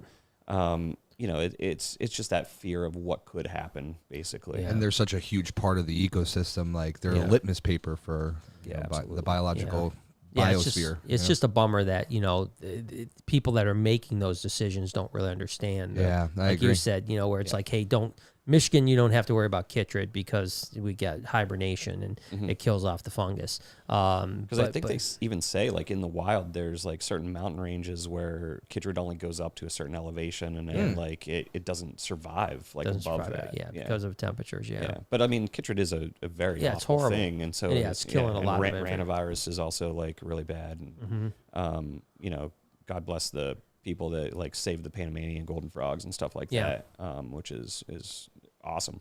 Like, that they saved them. And I'm not even sure if they've really. So basically, the ones that they took a bunch out of the wild to save them, and then the ones that are in the country here, I believe, can only be shipped back to country, but they can't be released. Oh, those ones have to be bred there and then released. Yeah, I think so. Yeah, interesting. Yeah, so there's. I mean, I don't know a whole lot about it, but I think that's kind of how it works, like really, it's pretty crazy. Yeah, I mean, you think about that around the world, I mean, I think out of every reptile / amphibian, herpetological thing, certainly amphibians are the most delicate ecosystems across. Absolutely. I mean, like you said, there are, the spray toads, there was literally like a one waterfall that they were all, wow, there. That's crazy. And once they dam the waterfall? They dammed the waterfall, and then literally whenever they had to re-release them, they had to put like a misting system so that they could survive. Is this so there's like this, I mean, you could probably look it up. What is like it? This It's a Tanzanian spray toad. That's crazy. Yeah, and it's once extinct in the wild, they get re-released. I want to see this. Like you said, there's like, so this is the waterfall. Obviously, that would have to be the waterfall that they. That dammed. would be where it was at. But so they had to put a misting system, here, they had to, or like just so like basically like because they dammed it. Yeah. There wasn't the spray coming off the waterfall, so they literally had to it's like a glorified sprinkler system. That's crazy. Yeah, it's crazy, but it's a great. I mean, it's a great. It's a horrible story. Actually, that they I think stopped. that one picture was mine. Oh, really? Yeah. That's awesome. A little bit further up. They're cool little animals. They're very cool little animals, though. They're cute as hell. That's the thing about frogs and toads. They are super cute. You know what I mean? They're very cool. It's wild. Okay, well, cool. So you worked at Mystic for a while. Yep. And then from there you kind of got back into the reptiles thing. I mean, you were getting back into it while you were there, though. Yeah, I was getting back into it there just because I was having so much success with the frogs. I started breeding frogs at home. Right. And I was like, oh, I did this, and you know, and the Mossy Frogs were definitely one of my favorites. Yeah, because we got a couple really, from you. Yeah, they're really, really cool. Yeah, they are sweet. And they make like, you guys probably haven't heard it, but the sounds that they make. Yeah, I've heard them. Yeah, I've heard them. Yeah, and they just chirp all the time. And stuff like that. We've heard the first couple times we were like, "What the hell's that?" We didn't even know what it was. Yeah. You know, and it's actually like this really soothing like chirp too. So it's really cool. So at Mystic Aquarium, we actually had that exhibit and the red-eye tree frog exhibit on reverse cycle, so that they would be awake during the day, so people could come in. Oh, okay. So like it was like a black light, basically like a bluish tint light, and then you could actually see the frogs like being active, which was actually really cool as well. Yeah, it's super cool. Yeah. Yeah. Yeah, we had eggs from our Mossies once, but they didn't hatch, and then we never got eggs again, which is weird. So with frogs, it's very like, you got to gut load them with like really high in like vitamins. Oh, okay. And you know, different, if you don't supplement them enough, the eggs aren't good. So it's like very, and they always say like there's a vitamin A toxicity in like poison dart frogs and stuff like that. Right. But they've done studies, and ones in the wild, like they have so much vitamin A in their body that like we can't even replicate it. Oh, so you don't have to worry about overvitamin. And actually, that was one of the things that breeders were doing back in the day, was like they were cutting out the vitamin A, and like nobody could breed them anymore. Oh, because they didn't have enough. Yeah, and then you know people were like, oh well, let's crank up the vitamin A, and then they started getting fertile. What was the vitamin of choice that you used? Back in the day, Vionate. Vionate. Oh, just Vionate. Yeah. Okay, interesting. I mean, that not at the zoo, but that's my personal. We use Vionate because of you. Yeah. For our geckos, you know. Yeah, it's for some reason the most perfect thing for them. Yeah, it's got everything. Okay. Yeah. Interesting. All right, what else we got? Malcolm says, "Hey Brian, I have a 6-quart tube that I have for my new KSB I just got, and for some reason the heat mat won't stick to the tub." Okay, so it was a tub, not a tube. So suggestions to get the heat pad to stick. You know, it's really tough because sticking a heat mat to a plastic tub is pretty sketch. Yeah. You know, so I probably would change up your ideology there. And one of the things you could do is you could get a glass plate and stick the heat mat to the glass plate, but then you want airflow in between the glass plate and the tub. So it's a really tricky thing. You know, you got to be very, very careful with that, because, easily that can melt the tub, cause a fire, and you can use a thermostat. Yeah, and use a thermostat, not a cheap thermostat. That's the problem. Now you've got a $10 tub that's going to cost you $200 to make right. You know what I mean? So for a Kenyan sand boa, so you might want to even think about getting a cage. Yeah, like a glass, like an actual acrylic or something on that lines. And then probably one of the best things you could use is the foil tape. Right. Yeah. Exactly. But don't use it on the tub. But don't use it on the tub. No. Nicholas says, any Hardwickie? I remember seeing these when I came to your place. Yeah. You were one of the first people breeding them, right? Yeah. So apparently, like, I did the podcast, told my story about like being like the second person and to breed them in captivity. Apparently, there was somebody in Europe that had bred them. There always is someone in Europe that bred them. Exactly. So whenever you say I did something second, there's always some asshole in Europe that's like, I bred it before you. Yeah. So no proof. So I was didn't happen. Yeah. So I was the second one in the United States to breed them. Yeah. Right. And whenever you came over and filmed that time, I remember that. We threw them all on the table. Yeah. And it was cool. Yeah, that was definitely the biggest collection of Hardwickie in the country at that time. Yeah. That's cool. And they also asked, do you have a website, Morph Market, or is it just Facebook sales? So you're not allowed to sell things on Facebook. Yeah, I don't know what but you can post pictures of animals on Facebook that would be for sale. And so you got to be careful on Facebook. Yeah. But so anyways, we'll put a link in the description to Matt's Facebook page. But it's just Sasobek Reptiles, right? Yeah. So you can look at the title of this. And copy and paste just it. copy and paste it in Facebook, and you'll find it. But we'll also put a link to all his stuff. Morph Mixology, our buddy Jason says, "Hey, Snake Dudes, hope all is well." What's going on, Jason? I was actually eating some of your beef jerky today. You thinking about him? Did I tell you what happened to this beef jerky? What happened? By the way? Dude? What happened with beef jerky, Brian? So Jason sends us 2 bags. I had every intention of sharing a bag. And then, you don't share. And then hoarding a bag. And then hoarding a bag for myself because it was really good. It was really good beef jerky. And so I have like a few pieces of beef jerky, put it on my countertop. Oh, no. And the next day I come down and my dog had eaten the entire bag of beef jerky. You just put dog treats on a table, dude. Zeusy did it. Yeah, Zeusy somehow got on top of the... It's a pretty tall counter. I think he's faking that leg thing. Dude. Yeah, he's like, you know what I'm saying? He's all up on the counters hanging out. Yeah, he was like a cat. He jumped on top of the counter to get to. I mean, he smelled that jerky. He was Actually, getting Jay, to it. He ate it all. No. My dog ate my No, homework. Lori literally was like, "Was this?" There was a rip in the bag. She's like, "Was this bag full of something?" And I was like, "Gosh, darn dang, it, bro, damn it!" So get back on killing a couple more deer real quick. Jason, man, thank you for feeding my dog, and I'm so grateful that he didn't have diarrhea because that could have been real. And that's how you know it's good product. That's how you know it's good stuff. That's what I got Rips right now. him up on Now every time I eat it, I get diarrhea. But but that's a different story. No, that's not true. That's how he keeps that figure. Yeah, that's how I get it. Yeah, but if you guys have any other super chats for holla at me. Holla. So now you, what's the project? I wanted to talk a little bit about the Black Pearl first, Okay. because it's a project I really like, but I'm a little confused by it. So the Black Pearl or the Black Knight? I'm sorry, Black Knight. Is that tell me which one is the Black Knight is the original, right? And the Black Knight Pearl, is the original. And then No. Black Pearl is the original. The Black Pearl is the original. Does anyone even work with that anymore? I don't think so. I think there's like some lines of it, but they've been crossed to other things, if that makes sense. So the Black Knight is what I'm talking about. Yes, so please. they're absolutely beautiful. But the problem is that look at the one in the blue. The one in the blue. This one right here. Yeah. Oh, so it's almost like a Mexican Black King where like some of them have patterns. So that's stuff. a Black Pearl. Actually, all the ones on... Or Black Knight, I'm all sorry. the ones on that side. All these right here? Yeah. Oh, there's the Lemon Frost. Yeah, there's a Lemon Frost, that yellow This one right here, there. right? Yeah, you can punch that up just so people kind of see. And they always looked a little bit pudgy. They do look a little like wonky, they almost look like they had too much skin. Oh, you can see that one almost has tumors on it. Yeah. Wow, wild. See Oh, right, yeah, right I can see the tumor on the jawline, yeah. Yeah. Yeah, that's interesting. So the Black Knight, it's an interesting one to me because tell me how this is work. Is it a polygenic trait or what is the Black Knight? I mean, I can't really tell because I haven't worked with a lot. This is the first year ever working with it. I think it is polygenetic, kind of like tangerine, right?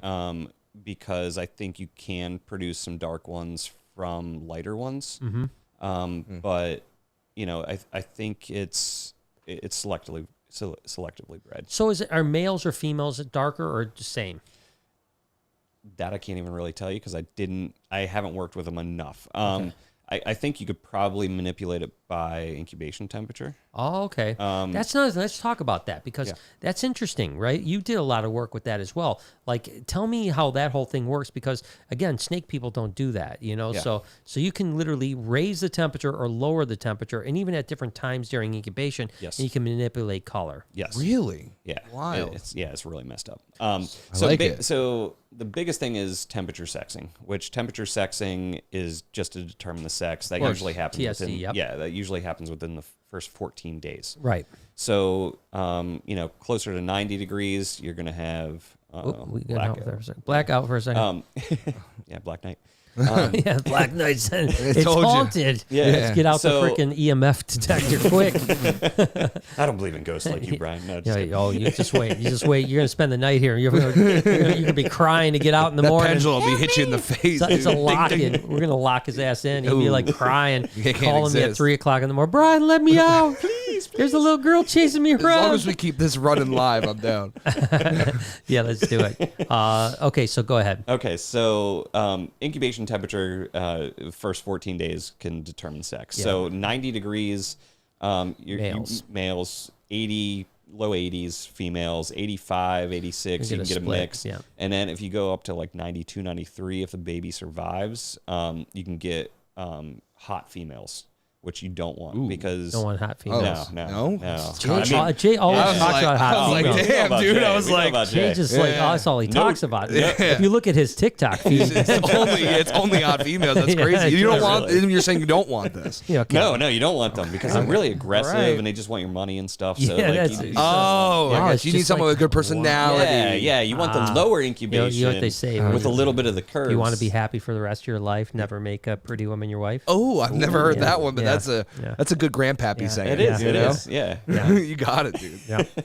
All right. So basically, So what's a hot female? a hot female is basically a female that is incubated at a higher temperature, and sometimes they're either infertile or they're aggressive towards So they really are aggressive. Yeah. Okay. Yeah. Interesting. I think they might even have it in crocodilians too, but I'm not sure. Really? Yeah. Huh.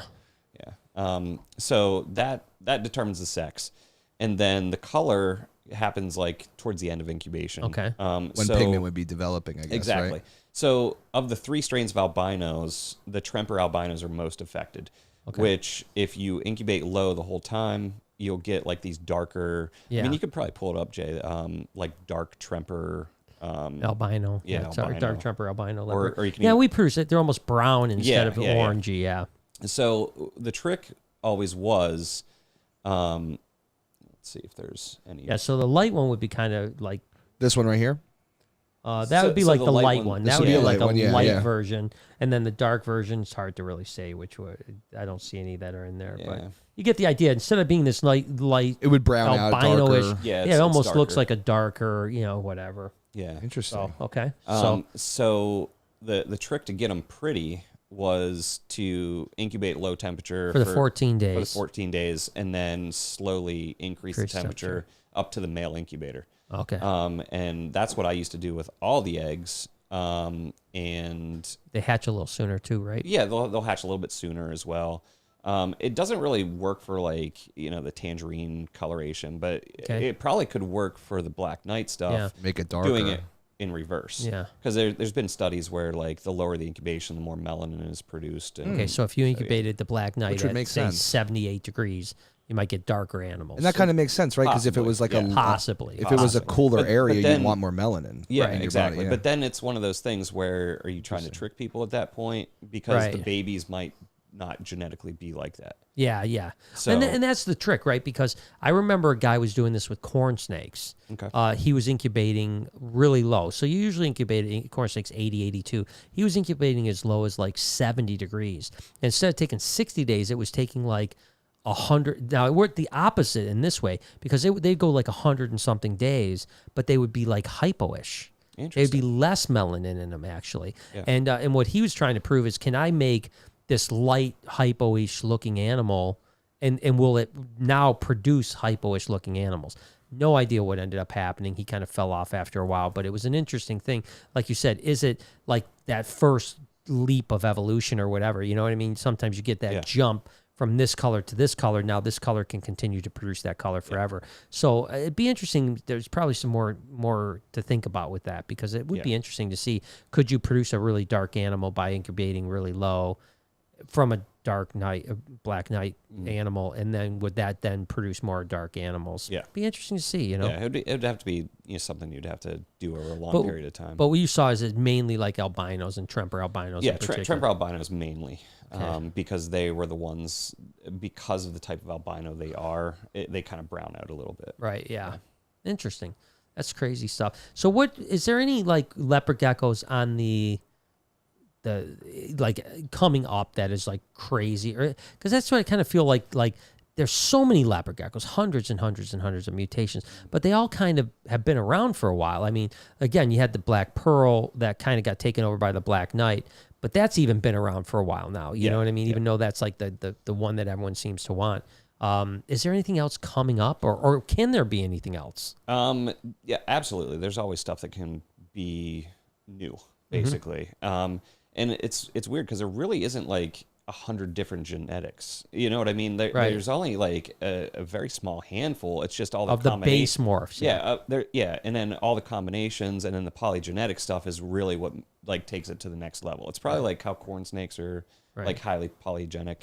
Yeah, but again, you can work a leopard gecko project so much quicker. Yes. Because of the polygenics, because of the turnaround and being able to raise them up so quick and rebreed them. Whereas the polygenic, we did it with, say, coral snow corns or coral ghost corns with the pink color, right? But it's taken 20 years. To get pink. Where you could do that in leopard geckos in 5 years. Did you do it with like a pinstripe ball python at 1.2 or something? Yeah, like a long that? time ago. Yeah. But it took you like 10 years. It took forever to reduce, and no one gave a shit. Yeah. That's the problem. But leopard geckos, you can. So have you? Is anything on your radar? Like, oh man, I've heard about this, and this sounds cool, or? It's kind of hard to say, just because like there are some cool things that are out there, but they're not necessarily directions that I want to go to. Okay. So I want to kind of stay smaller and just kind of do it like. What's your perfect number? I don't know. I don't know if there is a perfect number. I think it would depend on like what's going on in my life. Mm-hmm. Like if I'm doing it full time, that number's definitely much bigger than if I have a full time job. Right. So it's one of those things where like, I'm doing the thing that most people that have reptiles should do is, add slow. Yeah. You don't want to go from like one animal to 400 of them and like in a year, because you just don't realize how much upkeep it is. Yeah. So, it's just one of those things that I got, a handful of animals this year, bred them, holding back what I want, and then kind of selling off whatever I don't. And a lot of stuff that I'm working on is more polygenetic and stuff that can be made long term. Like whenever I was doing it like as a job, like I was known for a lot of the genetic combinations and being the first to produce genetic combinations, naming them and all that stuff. But I always had those polygenetic things on the side that I wanted to do, like the G Project and the clown. And, those animals will keep their value a lot longer than a genetic combination, because anybody can do a genetic combination. Yeah, because you just take two things and bang, you're done. Yeah, exactly. So for me, it's more not really like the new and upcoming mutations, because like I've been there, I've done that. Sure. Like designer lines. Yeah, almost, exactly. Like I'd rather have like a line that is mine and is there that dream animal? Is there like I want to produce this, like me, I want that purple ball python, the Barney ball. That's my dream, and actually for leopard geckos, no, really? in a weird way, because like, I know this kind of comes off really weird, but like I did so much in such a short period of time that like it got to the point where, and you probably did this with ball pythons, that you're producing so many new first of their kinds in the world that you look in the incubator, you're like, got it. And then you're like, the next day, you're like, what's the next one? Yeah. And I almost don't even pay attention anymore. It's weird. I think even this year, we probably hit like 10 or 12 or 15 world's first combinations. And like, I don't think I even get credit for any of them anymore, because I don't talk about it. You know what I mean? They might be on the vlog for one day, but then it's off, and I don't like submit it to World of Ball Pythons, or I don't like, oh, look at this, and I don't even know if anyone's keeping track anymore. I don't know. I'm not sure. It's with ball pythons. There's just so many mutations, and then crossing them to get combos. Yeah. Like, it's almost like, oh, great. You produce the first of your kind, because there's so many of them that anybody can do it. It isn't like back whenever it was just like you and Kevin and stuff like that. Whenever there was only 5. Yeah, when you produced a pastel clown, you were like, holy shit. You know? You were the man. That was the thing everybody went to see at Daytona, was like your animal, and now it's just like there's so many combinations. Yeah, that's what I heard about at Tinley this year. It was just like you could not see all the ball pythons at the show, you couldn't, like if it would take you, a week to really look at, because you have to look at every single cage and every single table, because there was so much diversity.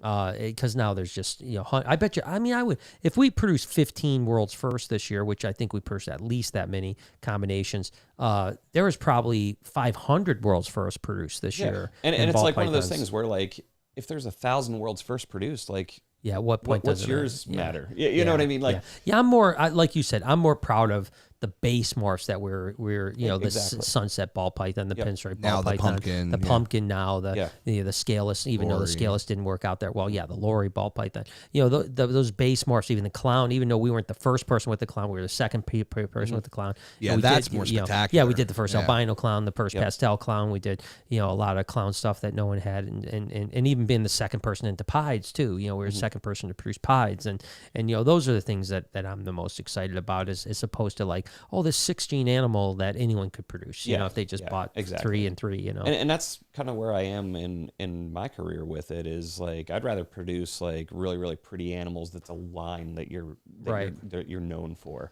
than the combination at this point. Because like it's one of those things where you say it all the time, where like, opportunity meets the timing of everything. And I was in leopard geckos whenever in the window that I was in, there was like the Enigma that came in, the Max Snow, the Raptor, and the white and yellow, like all in the window that I was in. And I produced most of the world's first combinations of all of them. So, and then mixing them with all the different strains of albino and, Murphy's patternless and all that stuff. So I just was given the opportunity to be in at that time. Yeah, the timing was perfect. Yeah. You talked about bringing so you actually brought the white and yellow over, or did someone else bring the white? Yeah, I brought the white. I was the first one. Where did it come from? It came from. I always get crap for this, but I always thought that it was a person in Russia, but I think it was Poland. Okay. Basically that had it. And it was on one of the forums, and they were like, "Oh, I got this," and I was like, kind of looks like Enigma, but it doesn't, not quite as bad. And I was like, if that's healthy, that's going to produce really, really cool animals. Yeah, without the Nero, Yeah, so what we did was, I was still working with Alberto at the time. We actually, our distributor for Europe actually got a male, white and yellow. And it didn't look like much, honestly, at all.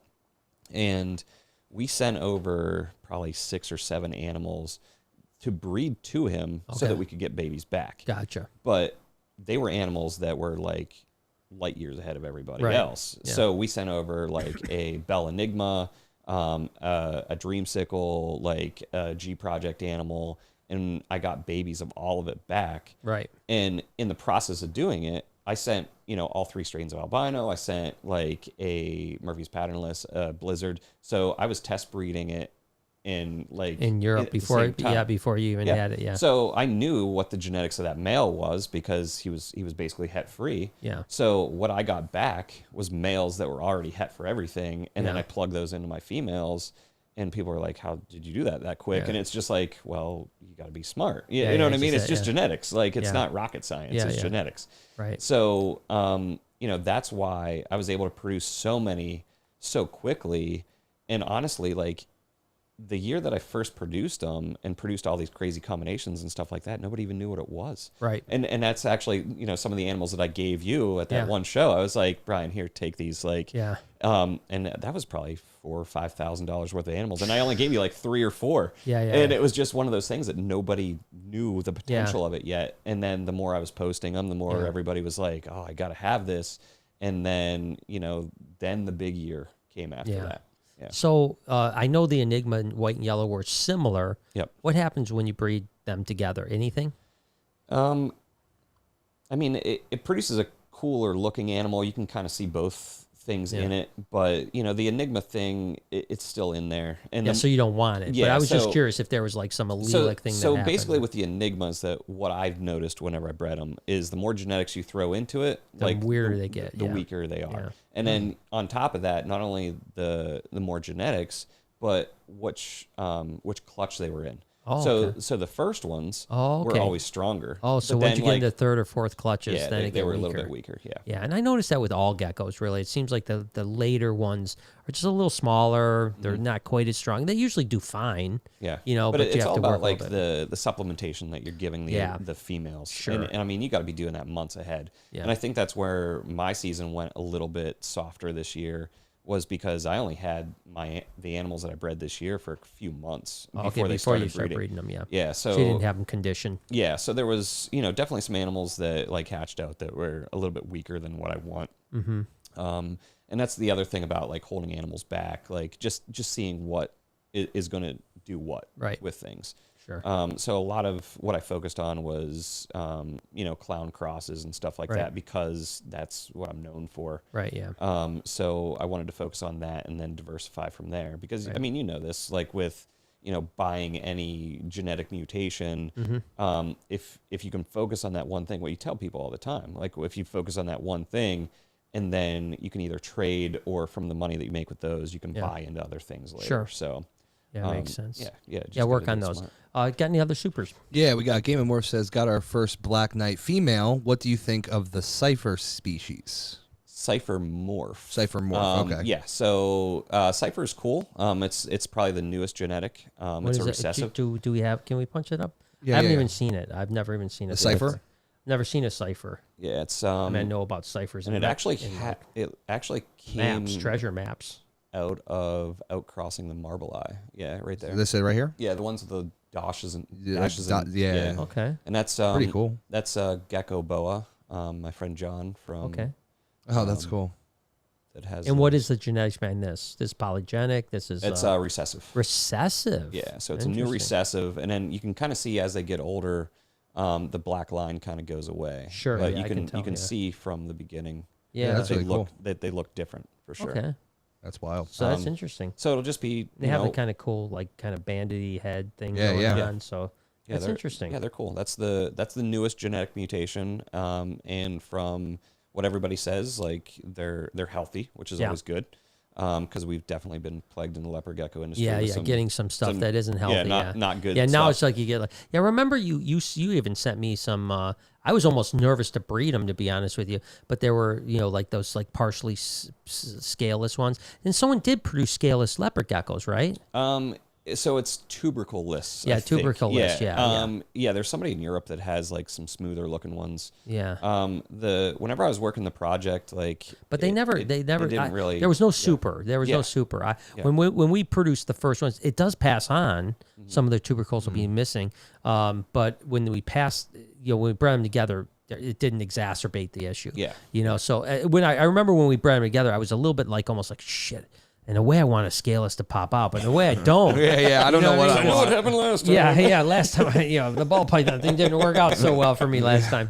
It worked out well for me, but it didn't help my reputation. Because that was the thing that was effed up about that, right? Like when I was selling scaleless heads and even the first, I didn't sell any scaleless, but we thought they were going to be fine. Yeah, we had no reason to believe. We had no reason to believe they were going to be a weaker gene, And then by the time people started to realize, myself included, that they were weak, then the people that bought early on were upset about it.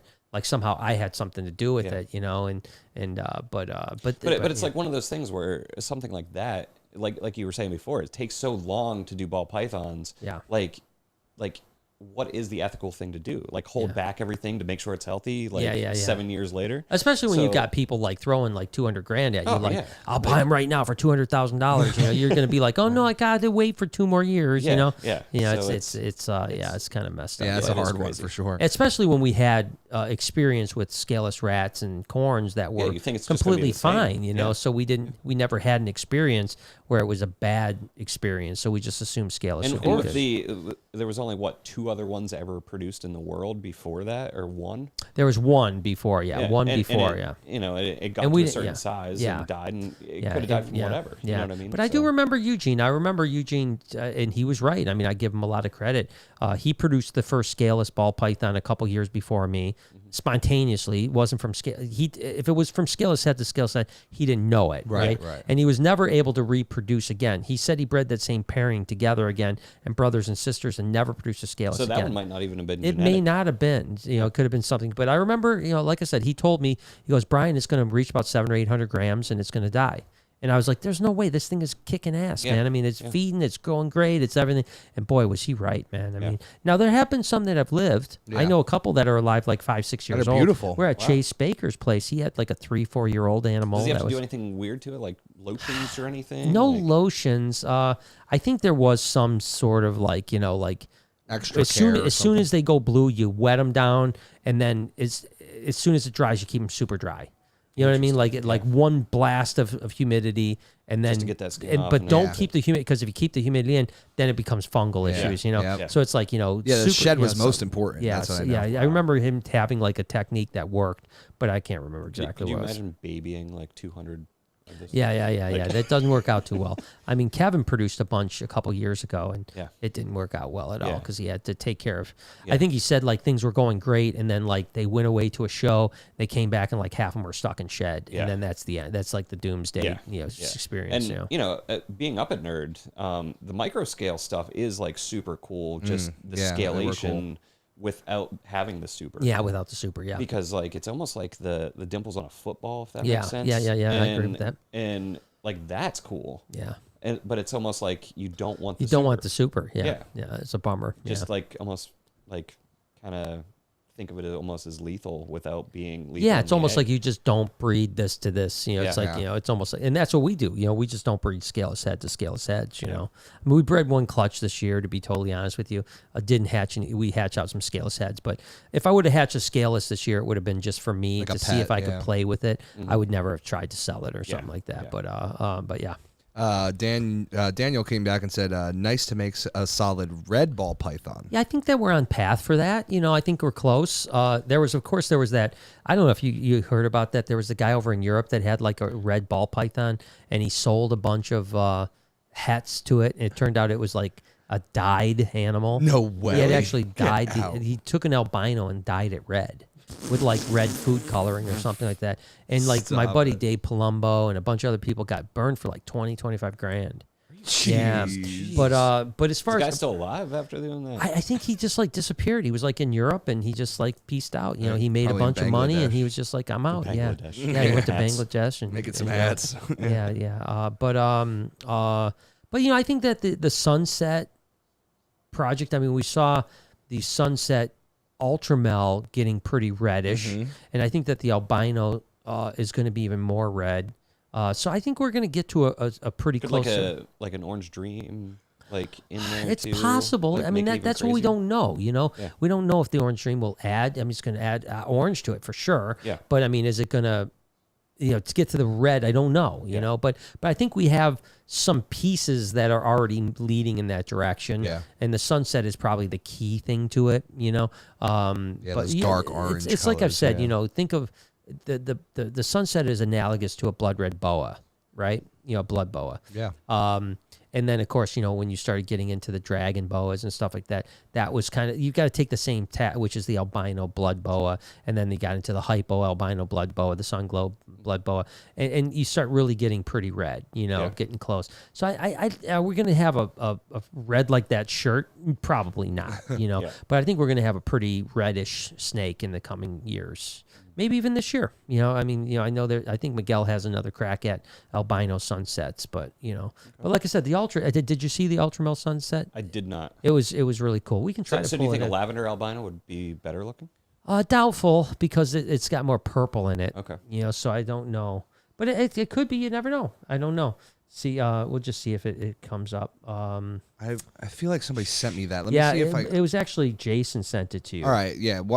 If you guys keep talking. Yeah, it's no problem. I'll look for it. But I think, like I said, I think that, you know, there's always going to be, the palette's going to be there. You know, somehow we know that there's this orange, you know, there's some iridophore in ball pythons, right?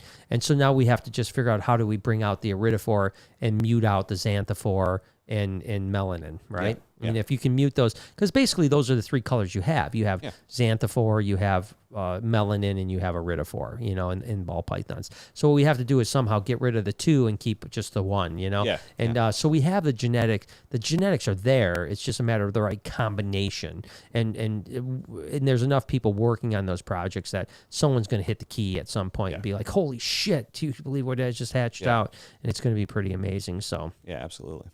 so looks like Jay just brought it up. Yeah. Got it right here. Yeah. So you know, again, not red, but getting there. You know, it's very definitely orange, very Yeah. orange.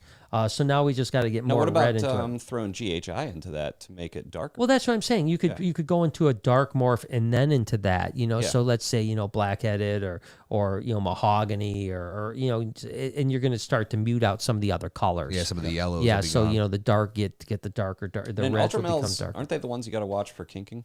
Ultramels aren't too bad. Caramels are. There will be the Okay. occasional kinking ultramels, but most of the ultramels are pretty good actually. But caramels are the ones that, and that's what I'm saying. That's not like a caramel or an ultramel, which are very similar. Those aren't extremely reddish animals. So we got that really orangey, beautiful, color, and that was not with an albino, which I think is going to be the better key to the sunset. So. Because again, now we're taking, just to explain, again, we have iridophore, xanthophore, melanin. Yep. Now we're taking the melanin out, and we're left with iridophore and xanthophore, right? Orange, yeah. Now, if we go to axanthic, so maybe you go albino axanthic, so a snow sunset, we might get that red snake. Yeah. Daniel came back and said, you answered my question about the butter and lesser and about the supers. Thank you for that. Interesting how much Bell is still so popular. Yeah, they're no, amazing. yeah. I love They're blue just eyes. still, Me too. listen, they're still just a stunning animal. Yeah. Like I said, I'm a sucker for blue eyes, so. pieds, leucistics. I mean, come on, man. You just can't Showstoppers, get, anytime. showstoppers. I mean, you can go, I always say, and you talked about producing really pretty animals. Yep. I always say that in the end, when it really comes down to it, if you walked into the local Walmart and showed 10 pictures of ball pythons or 10 pictures of leopard geckos and said, which one would you want?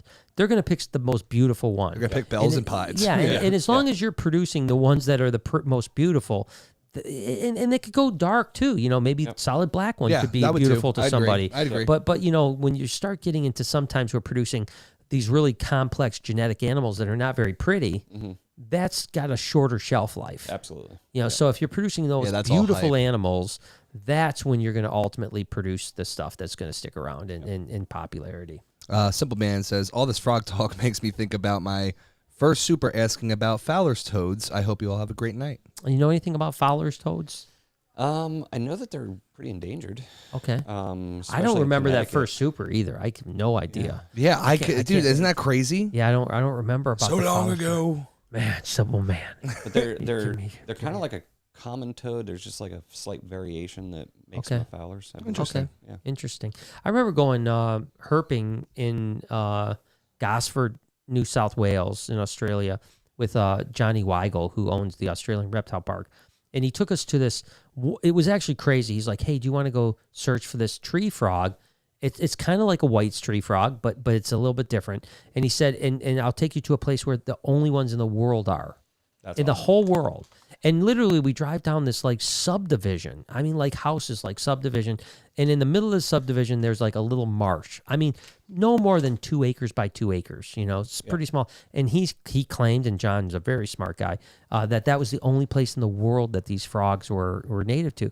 And they would be he said, look in the bromeliads. He goes, they'll be inside the bromeliad at night. Yeah. And I remember because every bromeliad had either a frog in it or a huntsman spider in it. Jeez. One or the other. Yeah. And so we were out there with torches, or flashlights, as they say. I mean, Gotta say it if you're out, torches. yeah. We're out there with our torches, and yeah, huntsman spiders everywhere. But we did see a bunch of these frogs. Yeah. No clue what they were called. I don't know anything about them. And they look just like a White's tree frog, just a little bit different color and a little It's bit. cool I to think it might know, even have a little bit. But it was cool to just see this Rare animal that can only be there. Yeah, it's kind of like the spray toads, right? Yeah. Just this one little area. And it's so delicate because, again, it's surrounded by houses. Yeah. It's surrounded by houses. Which is crazy. In this and one it's little just area. like, it could be gone. Yeah, someone comes in, develops that gut, because who's going to... I mean, Australia's pretty good about protecting their wildlife, but, maybe someone doesn't even know. You know what I mean? They just go, That's the let's just thing. wipe out this... How many species have yeah. already gone due to that, Yeah. due to us just Yeah. haphazardly building? And actually, that's one of the species that I work with, the monkey tail skinks. Oh, that's what I was going to talk about, the monkey tail skinks. They could be gone very, very quickly. Yeah, because, Solomon Islands is in a large area. Yeah, and then plus, I mean, they're an island species, plus they don't reproduce very quickly. Yeah, one baby a year. Yeah, and it's if like, you're lucky. Yeah, and then now with them being imported the way they are. Yeah, and it's that's like, a how weird long is that thing. gonna Like, last? so these were imported a lot back in the 90s. For like $20. Yeah, for $20, $25. Then they became super rare, and they were like $1,500 because they were no longer being imported. And then they were supposed to only be able to ship out captive bred babies. Yep. And then just recently, over the last 6 months, there's been all these adults been pouring into the country by the hundreds. Yeah. So what do you think that is? You know? I don't know, but somebody said that the guy that was sending the babies got busted for sending too many babies because because they weren't actually babies. Yeah, because it was one of those things where like he had like permits to, or he had like 100 breeding adults or whatever, and he sent like 300 babies. Yeah, like they all had triplets. They can have twins, but triplets is like pretty rare. If ever. They don't have that, and not all 100 of them. Yeah, exactly. Not all 100 of them. And then just recently the price came down again. Right. So they're like $250, $299. Wow. Whenever 2 years ago they were $1,000, $1,500. I think we paid $1,000 a piece for ours. Yeah. Wow, really? Yeah. Crazy. So I'm collecting as many as I can now before they shut it down. How many do you have now? I have 12. 12. Yeah. Nice. What's your ratio? Do you know? Or because they're a little bit hard to sex, right? They're hard to sex. Just because they're skink. Like most most skinks are pretty hard to sex.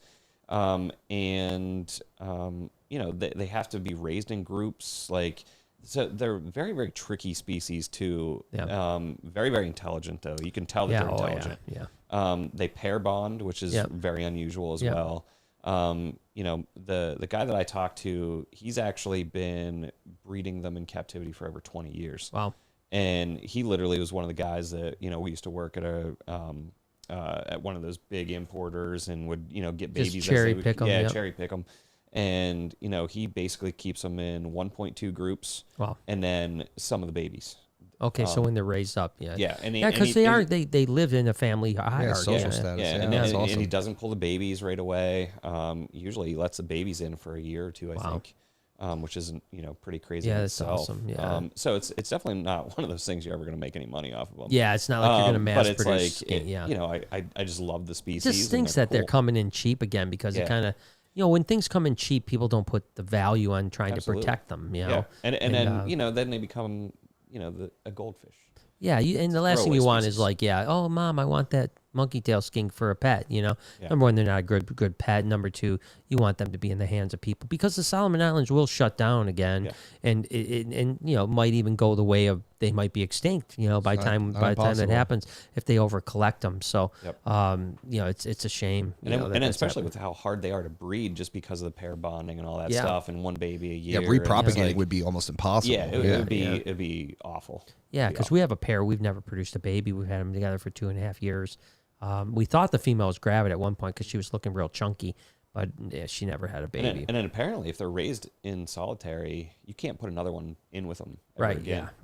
So that's like one of those like another weird thing where they just kind of go crazy and they're very primate for a lizard. Very. Yeah, but they're cool. I love their personality. Yeah. Very interesting. Probably one of the more interesting reptiles. Yeah. You know what I mean? They're very unique. Anyone that gets a chance to work with them, it's a pleasure to work with them. Mm-hmm. They're super, super cool. Silver Cash says, damn, Wi-Fi went out on me, so I'm going to have to catch up. Glad you're still going. All right, man. We're here, man. We're not going anywhere. Yep. We're going to be here till midnight tonight. You remember the old Jerry Lewis marathon? No, for muscular. But we can go to midnight. That's fine. But yeah, that's what I'm saying. We're going. We're not stopping. Ryan says, "Hey Brian, what's the word on hitting them squats so you and Theo can have them matching one hitter, no quitter booties? Oh. Dark arts for life or nah?"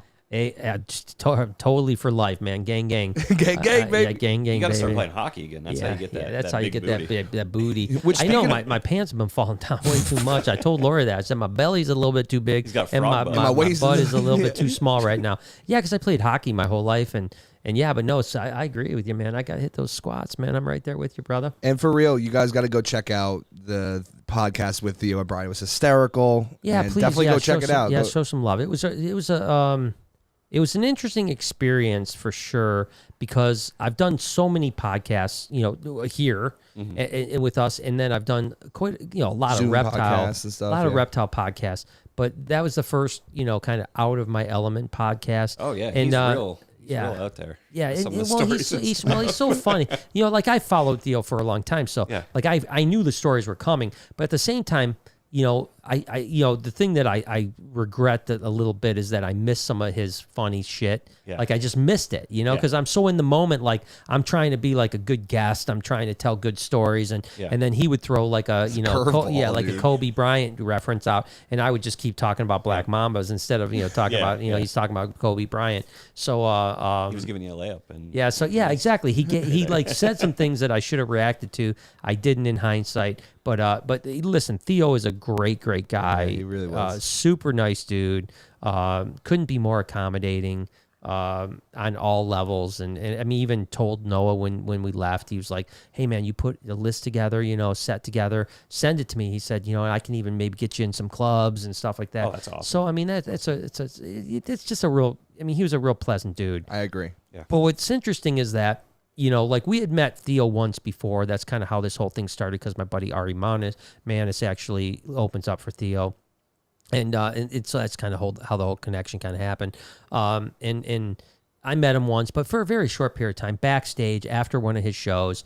Super nice guy, stuff like that. But to spend a little bit of time with him, the thing that is always interesting especially with a character like Theo, is like how he really is exactly the same off air as he is on air. Yeah. Like before we started, he had the same like look on his face. He was still kind of punchy, sunglasses. Sunglasses, and he would say like things that were like so goofy out of nowhere. Like, I know what you mean, my brother. He would have one peg leg, and he was, and my grandma hit him with a shovel. He was like that on and off air, which just means he's just a naturally funny dude, Oh, he's a goof, dude. But no, it was. I'm super happy that we got a chance to do it, and my goal is, I want to do more podcasts. I want to do a lot more podcasts with people, not necessarily comedians. I'd love more comedians. That'd be great because they all have great platforms.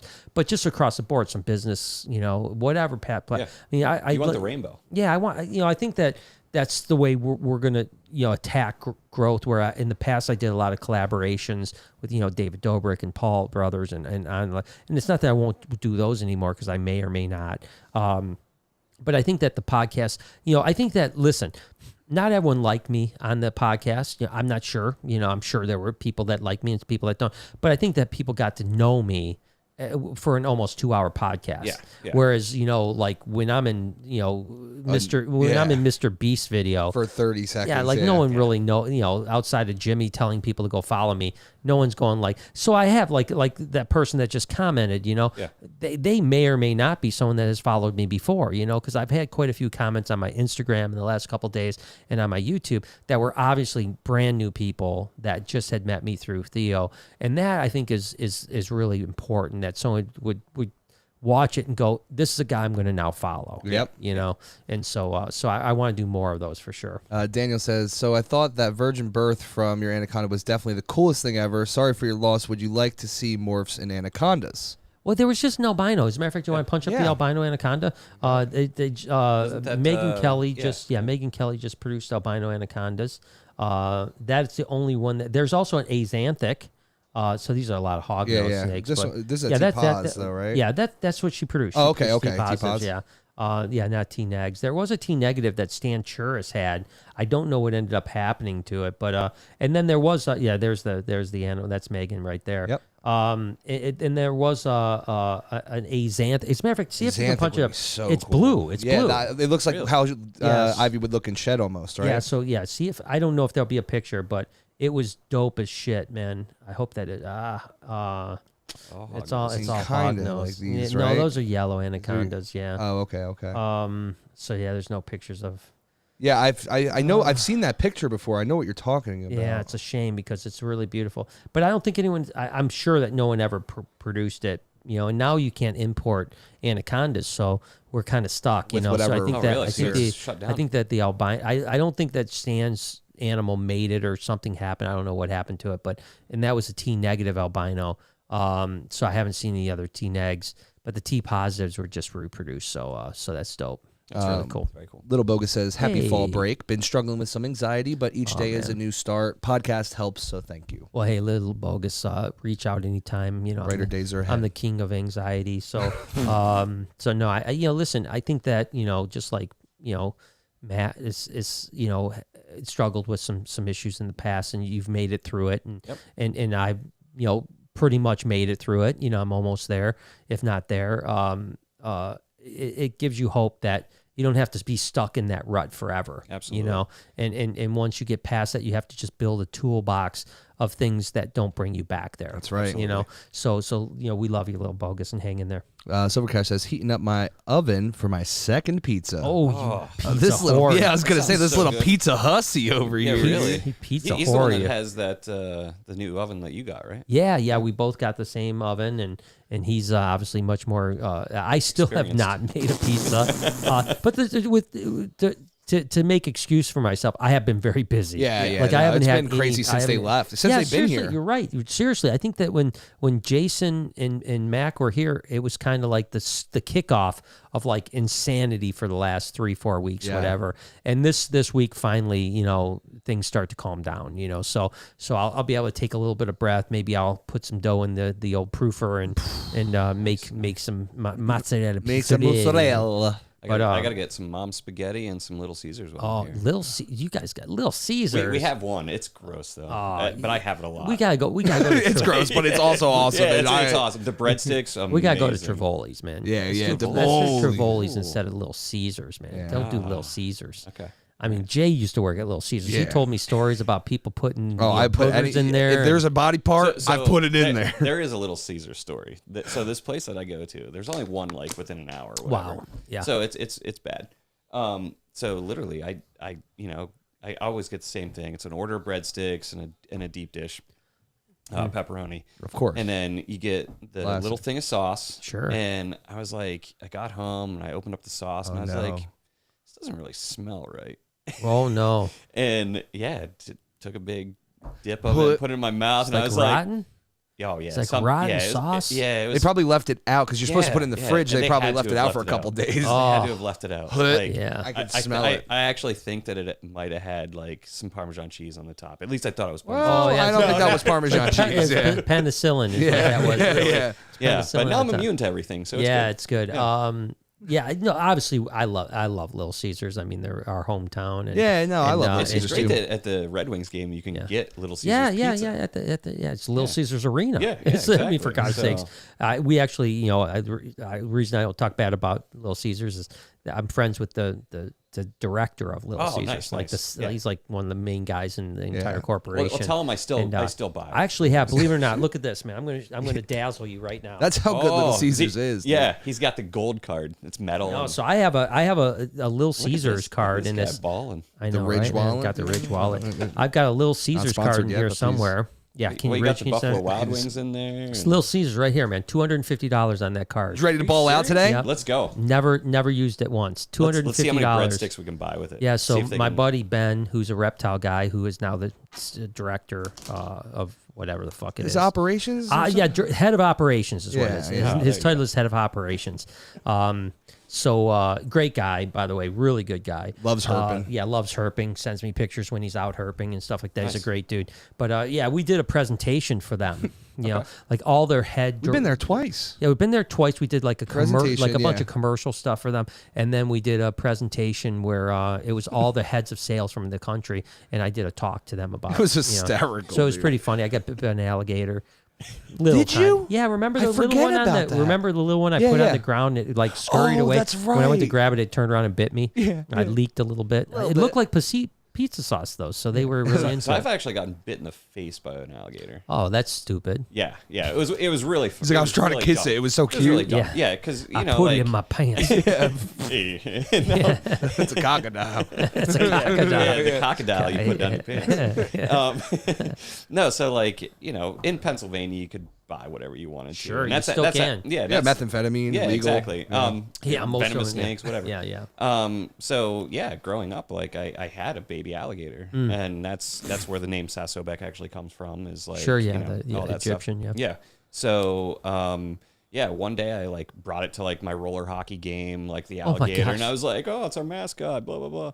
Oh, and Jesus. literally, like, You're that guy. Yeah, it was that guy. Yeah. And literally put it like upside down, so he was sleeping. Yeah, I was like, sleeping. "Here, you guys can pet his belly." Oh, by the way, I got yelled at for that. Yeah, Really? tonica mobility. Yeah, we learned a tonic whole mobility. thing Yeah, about You it. don't want to do that. That's terrible. really? For Just them. definitely don't do it near Savannah. Don't 'cause do you'll it near eat your Savannah. ass, dude. Savannah's like, I okay. hate you. Yeah. Well, I won't do it anymore. Yeah, 'cause it's please, Savannah. please. But yeah, I had it upside down, and I was like, "Oh, cute little guy." Wham! And I was like, and it, just 1.5 feet long, Doesn't and matter. like, and it won't let go. Right. So like Oh, literally, I'm gosh. just like, okay, what do I do? And like, I think I ended up putting like maybe some ice on it or something, just to like to get it to release. Yeah. And then he finally released, and yeah, it had some puncture Yeah, marks yeah. on my face. I remember when Salt got me, man. She hung on. She was not letting go, man. One of my favorite She videos. did not let go. She was just all about hanging on for as long as she. You've got possibly lucky could. too. You remember when she bit the crotch of your pants? Yeah, she built. I mean, literally bit the couple crotch of my- inches from. Yeah, right in the crotch of my hell. pants. So have She you got ever went my like shirt. swimming with those two? Yeah, Like, in the enclosure? Yeah, they're fine. Yeah, they're fine. As long as they don't think you're food. If it's food you time, got a little wingding yeah, hanging out there. You'll be dead, man. you'll be, they'll eat you, man. Yeah, that's for sure. But no, they're like pepper is very shy. Yeah. When you try to take it out, it goes crazy. Yeah. But it's very shy. Yeah, it'll run away. Salt will come after you. Yeah, Yeah. brazen. Like I remember the last time I was in the pond, she actually did that. Remember that? Yeah, that's she what I'm kind of saying. like turned around. Like I was playing with her. I was swimming with her, swimming gotta with her. keep She's like, pushing her blah, blah. away. And then all of a sudden she just turns around like, whoom, Salt, like what are you Jaws. doing? Dun, dun, dun, dun, dun, dun, dun, dun. I was like, so I had to sick. jump out of the I had to jump out of the water. I mean, she was coming for me. I can't man. wait till we have a big enclosure. It's gonna be Oh my gosh, she's wild, gonna bro. You can like It's gonna pay be great, to yeah. swim with the gators. Oh yeah. Oh, yeah. I thought about doing that. I mean, that was a goal of mine, but then I thought better of it. I think I agree with Somebody you. else will in the Yeah, reptarium. there's a lot next of time. experiences that I think we can offer. That's probably not one of them. Yeah, we I, can leave I it think to I other remember you places. telling me about that. Yeah, Like I you're was- like, I oh was- yeah, in the basement we're just gonna build this big pool and like, Yeah, you know, I you was can do ser- snakes, you can do crocodiles, whatever I was you want to do. seriously thinking about I'm like, that, yeah. Ryan, that's a bad idea. Yeah, the dude. snake Like, part probably would have been okay, but the Swimming yeah. with a retic would Yeah, be swimming with sick. the retic would have been That'd be cool. cool. Yeah. And I still wouldn't Or mind having anaconda. something like that, but Yeah, the alligators. I'm good. I'm good. Yeah, I don't want to yeah, do it. yeah. You know, we could probably still do the swimming with retic though. Could probably still maybe do doing that yeah. other building. You know, but Yeah, a big yeah. ass Olympic Yeah. size pool. Penguins and retic There swimming. you go, dude. That's Yeah. Okay. it. Okay. Game of More says, "Thank you, Brian, for making my my days better the last 3 years. We are working with the Cyphermorph and leopard geckos. Little Caesars is the frickin' best." Ah, look at that, man. Yeah, They pretty much covered it all, man. Exactly. Yeah. Cyphermorph, Little Wow. Caesars, and thank you for Yeah. your support. It means the world to me. It really does. But yeah, it's I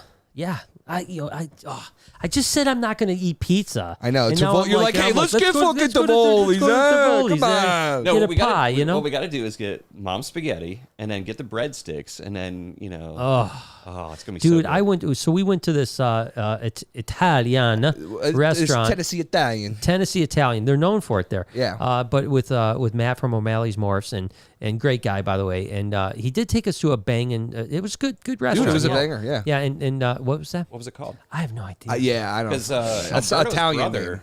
moved down there. I can't remember. Well, this has been which town. around for like 25 years. Oh, so okay. yeah, so it's been around a long time. Because my friend Alberto, like he has a restaurant. I in New York remember I City. went to his restaurant. Yeah. Yeah, me and you went to it Yeah. together. Yeah. You got to go to the new one.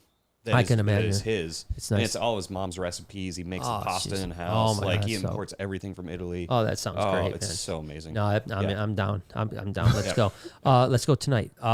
But We'll just drive right back. but they had these buns, man, that were like garlics. Ugh. Soaked in butter, garlic, and Oh. oil. I mean, you thought that Crazy Bread from Little Caesars was Yeah, good. this is where they Oh. got that idea. This is yeah. where they got the idea, and I must have had 8 of them. I mean, Oh, dude, we were yeah. housing rolls. Yeah, Is that I what mean, happened, that you can't fit in your shirt That's tonight? why exactly. That's what It was the deal night is. before. That's it. Too many carbs, dude. I'm telling you, I'm done, man. I'm done. After Salad only. After Tivoli's tonight, I'm done. You only get to eat what Bella eats. How about that from yeah, now exactly. Damn it, I gotta Just get on bananas. it, man. I gotta get on it. on? Nicholas says, any cave geckos now, Matt? Also YouTube videos?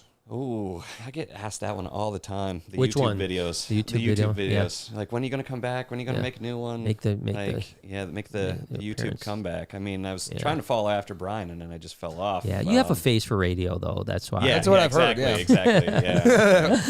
It's my favorite. Not everyone can have the beauty that I sport on YouTube. You know, With his hair I mean, all- yeah, look at his mohawk the he's got. the Fabio thing going. Yeah, dude. I mean, that's the only reason why I'm popular on YouTube. 'cause the hair. is the Fabio thing. Yeah. But no, actually, it's Shawn Michaels, right? Yeah, Shawn Michaels. Well, and oh my you God, got it's the- Shawn you got the half Michaels. beard happening too. I remember whenever you only used to shave on Wednesdays. I know. Well, now I don't shave. I stubble. Oh, you stubble. I stubble. Yeah, I don't shave. I haven't shaved in like probably 5 years. Yeah, it's because that Dollar Shave Club deal you had, right? Yeah, exactly. Yeah, once once that went once they south. dropped me, I was like, I ain't never shaving again. I've got an aversion to shaving. Same with Healthy Fresh. They're gonna have to Yeah. bump it up a little bit. I know, right? I know. Yeah, it's not hell. It's HelloFresh. Oh, Yeah, come on. They- You don't say- watch the damn vlog? Trust me, HelloFresh try to is great. I You try can to use skip the ads, so you can promo code. do 14 Brian B. 14 free meals plus shipping. Yeah, 14 free meals Liquid plus Death. including shipping. Brought to you by Liquid Death. Or regular death. Or Like regular at death Target. is our. That's my favorite. Yeah. So that's what Theo said at the end. He goes With the this berm epi- on he him, goes, too. this episode brought to you by Liquid Death or Real Death. No, I saw that. Yeah, he's it was he's funny as freaking hell. hilarious. But no, I think no, HelloFresh is great, man. You know, but I think I need. I was telling Lori that I probably need to do this food prep. You know what I mean? When I was the healthiest and leanest in my life, You were eating like every hour. I was eating and all like that I was stuff, eating yeah. like just like 4 times a day. But I always ate 4 times a day. Now I don't. Now I like literally once. don't eat at all, and then I eat at night, and then puts I'm your really body in hungry, starvation mode. and then I eat like a lot of stuff at night, which is I eat too much, Yep. and then I'm lethargic, and it's Because that's it's just whenever not- he used to be, before all that, whenever he used to be Big Brian. Big Brian, yeah. Because like you wouldn't eat all day, and then you would just like eat at crush night or- myself. And yeah. that's kind of what I've done this last month or so too. And so I've got to get back to it, and I really am committed to it. I really am. I'll get back. Listen, I know health and fitness because I've done it for so long, and I'm not healthy or fit right now, but I know how to get healthy and fit because I've done it multiple times. I seem to go through stages where I get real lean. I mean, just back earlier this year, like in February, March of this year, I was 20 pounds lighter than I am now. Anxiety will do Well, anxiety didn't hurt. That's for sure. Although, it was interesting. I did have more of an appetite with anxiety this time. The first time I had anxiety 20 years ago, like I didn't eat at all. I remember like Lori making me a bagel and eating like a quarter of a bagel, like stuffing a quarter of a bagel, like at the end of the quarter of a bagel, I'd be like, all right, I'm done. I can't eat anymore. And I lost like 30 pounds through that period. This time the 2 things that happened different this time was I slept, which I didn't last time. Most of the time, not all the time, but most of the time I slept, and I ate pretty well. But I was eating really healthy back in like January, February, March. And I was actually using a friend of mine was preparing meals for me. And so I was eating only 3 times a day, but 3 times a day I was eating Square like, meals, yeah, yeah. like and they were just not tons of food, but that's all I would eat. I would just eat his 3 meals a day and nothing else beyond that. And I leaned down to 170 pounds. Wow. So now I'm like 190. So I need to my happy weight is about 170, 175. So I need to lose 15, 20 pounds, and it's something that I'm very serious about. I'm going to do it. Yeah, I'd like to lose a little weight because I've gained a little over COVID, and like whenever I was working at zoos, like I would walk a lot. Yeah. So I mean, whenever I was working at Mystic Aquarium, I'd do 5-6 miles a day. Wow, just walking. Just walking because my exhibits were over in another building, so I'd have to walk back and forth. Gotcha. And then living on a life of DiGiorno and not doing anything for a Yeah, while. yeah, That's why they call it Yeah. COVID-19. It's the Yeah. extra 19 pounds. Yeah, 19 pounds I of mean, COVID, legitimately, I got up to 215, which I never was that big. I was like 190. Right. And during like the beginning of COVID, it was probably 215 because my job now as a vet tech, like I don't walk as much. Yeah. No. And it, I just keep eating unhealthy Yeah, and yeah, all yeah. that stuff. It's so And- easy. Super man. good. Yeah. Yeah, it's so hard, man. It's but I get it, And like I said, I always make this mistake though, right? It's like I start getting into fitness in the winter, and then in the summer I'm out of shape. You know what I mean? So I'm like, oh damn, man. You Can I build your the summer wrong bod time. through the winter. Yeah, I'm gonna build my summer bod and get Yeah. But you know what happens is sometimes, and this would happen to me this time too, is like I got lean and I was like, going to the gym constantly and I was looking good. And then all of a sudden, it's Christmas like, I can eat a cheap meat. You start doing the math, right? You're like, I ran 2,000, 2,000. That's gotta be 35. Yeah, and then I just calories. got hooked, man. I just started that ice cream was calling my name. You know what I'm saying? It's like, it's you like gotta put on those winter pounds. I know, man, but no, I've got it. I'm the other way. And like I said, obviously I do want to look better. But I also want to feel better. Yeah. And I actually, know one of my one of the doctors that I work with, he actually went vegan. Yeah. And he lost a lot of weight. He watched like that. He'll lose the rest of it too. Yeah, that Netflix. The beef thing. Yeah. And I was like, he was like, you should watch it. And I watched it. It's a heavy one, man. Yeah, and I watched it, and I was like, I can do this vegan hungry. stuff. I can do this vegan stuff. So literally went to the grocery store, like looking around. I'm like, apples. Yeah. And that's all I got. And I was like, I walk into work. He walked with apples and steak. Yeah. He's like, the next day it was like burgers. No, so it was funny because the next day at work, I was like, oh yeah, I'm gonna try this vegan thing. And I set my 4 apples down on the desk, and I had like a banana or something. And like the receptionist was like, what are you doing? And I was like, I'm going vegan. I'm going vegan. I'm not gonna eat meat anymore. And she just laughed at me because like she's into health and fitness and stuff like that too, and she's like, "This isn't going to work." Yeah, I had McDonald's for dinner. Yeah, exactly. Of course you do. I did vegan. So Soy. I've done vegetarian a couple times in my life, where I went like 6-8 months, vegetarian. And I liked it actually, completely liked it. I tried vegan once, and literally on like the 5th day, I literally could not hardly. I couldn't even get out of bed hardly. That's how little energy I had. And I just couldn't make it. You know what I mean? And some people say you get a vegan crash and then you can get to the other side of that vegan crash. I couldn't get to the other side. I mean, after day 5, I literally wanted to die. That's how bad I felt. And I was like, if this is health, I don't want it, And so I went back but I'm not opposed to doing, I feel like everybody's body is different too. That's the thing. They need different things. Well, that's what I'm saying. Like I talked to a bunch of my vegan friends about what I should eat, so I was eating everything they said I should eat. Even like vegan bacon and all kinds of stuff like that. So I was getting, I think, plenty of protein. But man, did I crash! Like I said, I felt good the first few days. I was like, oh, this is great. It tastes good. I was all into it. It was good stuff. And then all of a sudden, the 5th day, I literally was like. I literally was like, could barely. I mean, I couldn't even work that day. Wow. Like I couldn't even work. That's how bad I felt. And I literally remember having like a ham sandwich. I just need a ham sandwich. Please. Give me a ham sandwich. And I remember it was interesting. I ate like a ham sandwich and a couple other things, and I started feeling better. And by like the next day, I felt good again. And I just needed some. Yeah, I need. You just got to get porked. Yeah, I need some pork. You know what I'm saying? Yeah, so it worked out though, man. But no, I if I was vegan though, I wouldn't tell anyone I was vegan.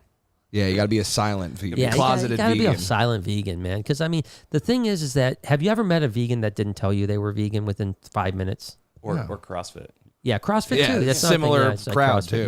Yeah, it's a similar crowd. Yeah. But I mean, I wish listen, I'm all about like, I think it'd be great to be vegan, but I just don't make it your personality. Yeah, I just that's don't, what it is. Yeah. Blue Salad says, why was Theo wearing sunglasses? It's a good question. Never asked. Yeah, I didn't really ask. I don't. I know sometimes he does, and sometimes he doesn't. Yeah. The only time he took his sunglasses off at the end. Yes, he did. And I thought he was like getting serious at that point. Like, all right, yeah. I'm going to get my sunglasses off to get serious. Maybe I don't know. It was an interesting thing. Made it a little bit more uncomfortable because I tried to look people in the eyes, and you're like looking at mirrors, at the sunglasses. But again, it didn't bother me to the point where I felt I didn't feel uncomfortable at all. No, I mean that's why you missed his Black Mamba joke, because he hit you with the way he was winking at you. Yeah, it was like the eyes of a shark. Yeah, those eyes. I couldn't tell. But he made me feel real comfortable the whole time. There was never a time where I felt uncomfortable. He was like rubbing your leg. Yeah, he's like, come over here, sit on Daddy's lap. Yeah, he braided your hair for a little bit. It's weird, but no, but he's a good guy, man. I really I feel very privileged. Yeah, it was awesome. Yeah, it's. So go catch up on that. Go watch that. Yeah, it's awesome. Yeah, it's good stuff. I appreciate that. That is all I got, Mr. Brian. That's all you got, man. Okay. Really? So yeah, I'm trying to think what else. I mean, obviously, I mean, gosh, we've had so many conversations, over the years about so many different things. It's like, you probably know more about me than most people do, and absolutely, vice versa. Yeah. Which is good, but. And I think we both went through a hard time at the same time. Yeah, well. And that was whenever we were talking every day, I believe. Yeah, we were talking literally almost every single day, and I remember talking about. At that point, I wasn't getting into health stuff. I remember I was doing the smoothie every morning, and talking to you as I'm slurping on a smoothie on my way to work, and that was my routine. Yeah, I mean, literally, because I think you were like, still doing the leopard geckos. Yeah, that's whenever I had to commute to the rental property. Yeah, that's right. Yeah, so I would call you on the way. Yeah. So we talk every single day on the way in, and I was like, I was all about like similar to what I'm trying to do now is like mind and body, right? I think that my mind is getting straight now, but my body kind of went the other way. So now it's like, okay, tighten it up, get your mind and body together, and I remember us talking a lot about that, because like I said, that I was kind of that. I think that during that time was when I really was my first thing into the into fitness world, right? And what happened was I just this bodybuilder, she was a female named Athena, who reached out to me and was like, hey, I can help you with your fitness if you want to, or something like that. And so literally she lived in Vancouver. I'd never even met her, but she would send me like every day, like workout routines and what I should eat every day. Yeah. She's like, and in retrospect, she was starving me, as a matter of fact, I think towards the end there, because I told you I was down to like 170, 172 this year. I was down to 155 when I was doing that initial weight thing. Wow. Yeah, 155. I look back now and I was like, man, I look like I was a cancer patient, but I was like super. The weird thing is I felt fucking great. Yeah. You know what I mean? I felt great. I had tons of energy. I was going to the gym. Like, I mean, now when I work out in the mornings with a trainer. Then I used to do the end of the day, like no matter what time. I remember one time working on Colubrids till like 12 o'clock at night and still like hitting Planet Fitness on my way home. Wow. And working out for an hour and a half, As a matter of fact, that was the night that they stole my phone and my keys to my car because I didn't lock my locker because there was like 3 people in the place and I didn't have my lock on me. I was like, it's fine. There's like 3 people in the place. 2 a.m. I worked out and I came back and my shit was gone. The locker was just empty. Wow. And thankfully they didn't steal my car. They did go to my car and took they took everything out of it. That was it. Yeah, there was like a few things in there. They took everything out of the car. Was it the truck then? Yeah, it was a truck. Yeah. And they stole my cell phone, which really sucked. But that was my fault. I learned a lesson. What I mean? Don't leave things unlocked. Yeah, and I know exactly who it was that did it too. But I mean, I don't know the person, but I know there was 3 people in the place, and when I left, there was one person in the place besides me. So there's only one person that went into their locker room and left, and he left with my stuff. So.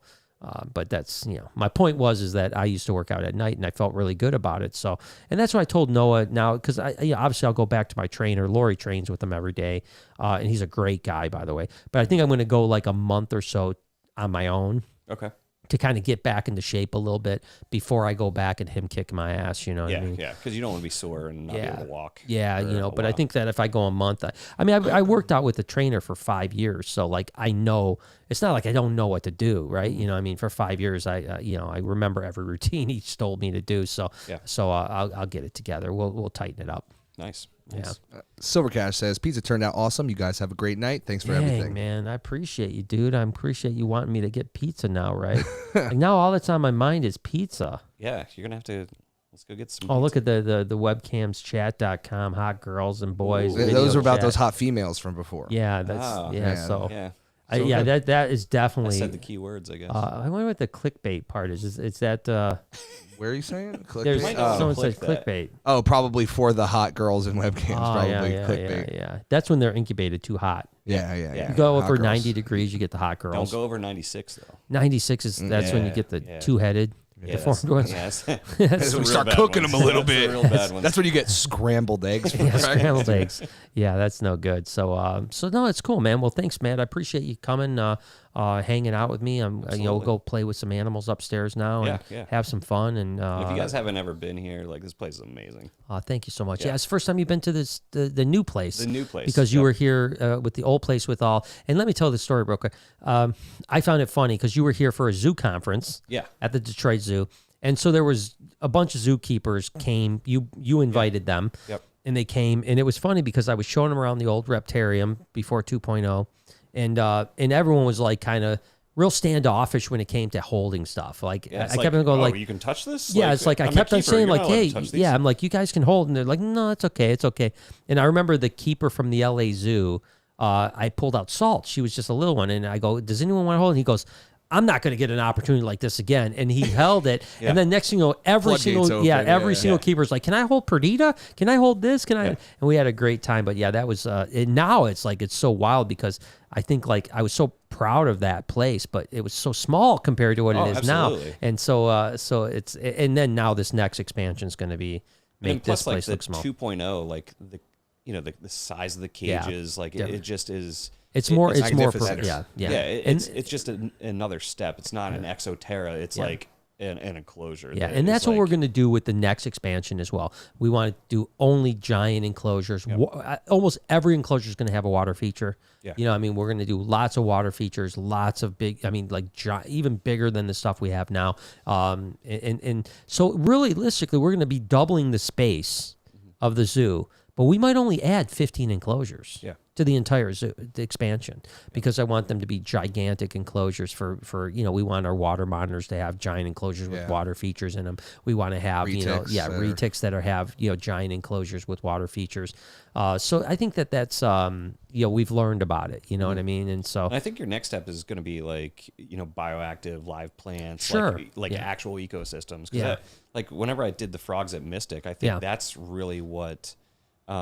Made it even crazier was the live plants, because like you go to like places and like they've got everything's fake and and we've been doing a little bit of that already. We've been slowly we've been slowly kind of over doing that. Jessica's really into some that. animals are harder though, like the monitors and stuff. Because they just rip they'll just rip them apart. But no, I agree. I think some more and more we're trying to get into that stuff, and Jess is a killer with that stuff too. Yeah, she's doing great. So so what we got one more? Shalina says gonna go grill some juicy ribeyes with snow on mountains. Have a good night. Much love. Wherever you're at, I'll meet you there. Oh, ribeyes and snow on the mountaintops. I mean, that sounds like a sexy. That's what I'm saying. Sexy as hell, man. Yeah. Gosh, I'm on my way. Gonna have to take a minute here. Gather myself. We all deep breaths. So anyways, thanks so much, brother. We'll have some fun. Thank you guys for watching tonight. I appreciate all you guys with the super chats. I appreciate you guys in the chat room. I appreciate everyone that watches this in retrospect. If you do me a favor, comment down below. Also hit that like button. We really appreciate it. We will see you. We will be here this Wednesday for the Checking In podcast. We've been missing a couple because we traveled and stuff like that. So Wednesday we'll see you. I don't know when Noah's going to be back. I think hopefully he'll be back soon. I mean, he's back, but he's just taking a little hiatus from podcasting. And then we'll be back next weekend, probably, most likely. I've got to just work out the detail. Ari Fleigel will be here next week. Of course, he not only worked at the Dallas-Fort Worth Zoo, he's actually starting a zoo right now with the guy that has the big zoo in Costa Rica. They're partners with them. Oh, that's awesome. And he also headed up the Boland's project. Yep. So he's the Fort Worth Zoo is amazing. It's ridiculous. It's ridiculous. It's a great zoo. I'm still kicking myself for not going there. Yeah, it's a beautiful zoo. So we should have Ari next week, which will be really great on Saturday. So we're gonna have fun. So you guys have a good night, and we'll see you later. Peace.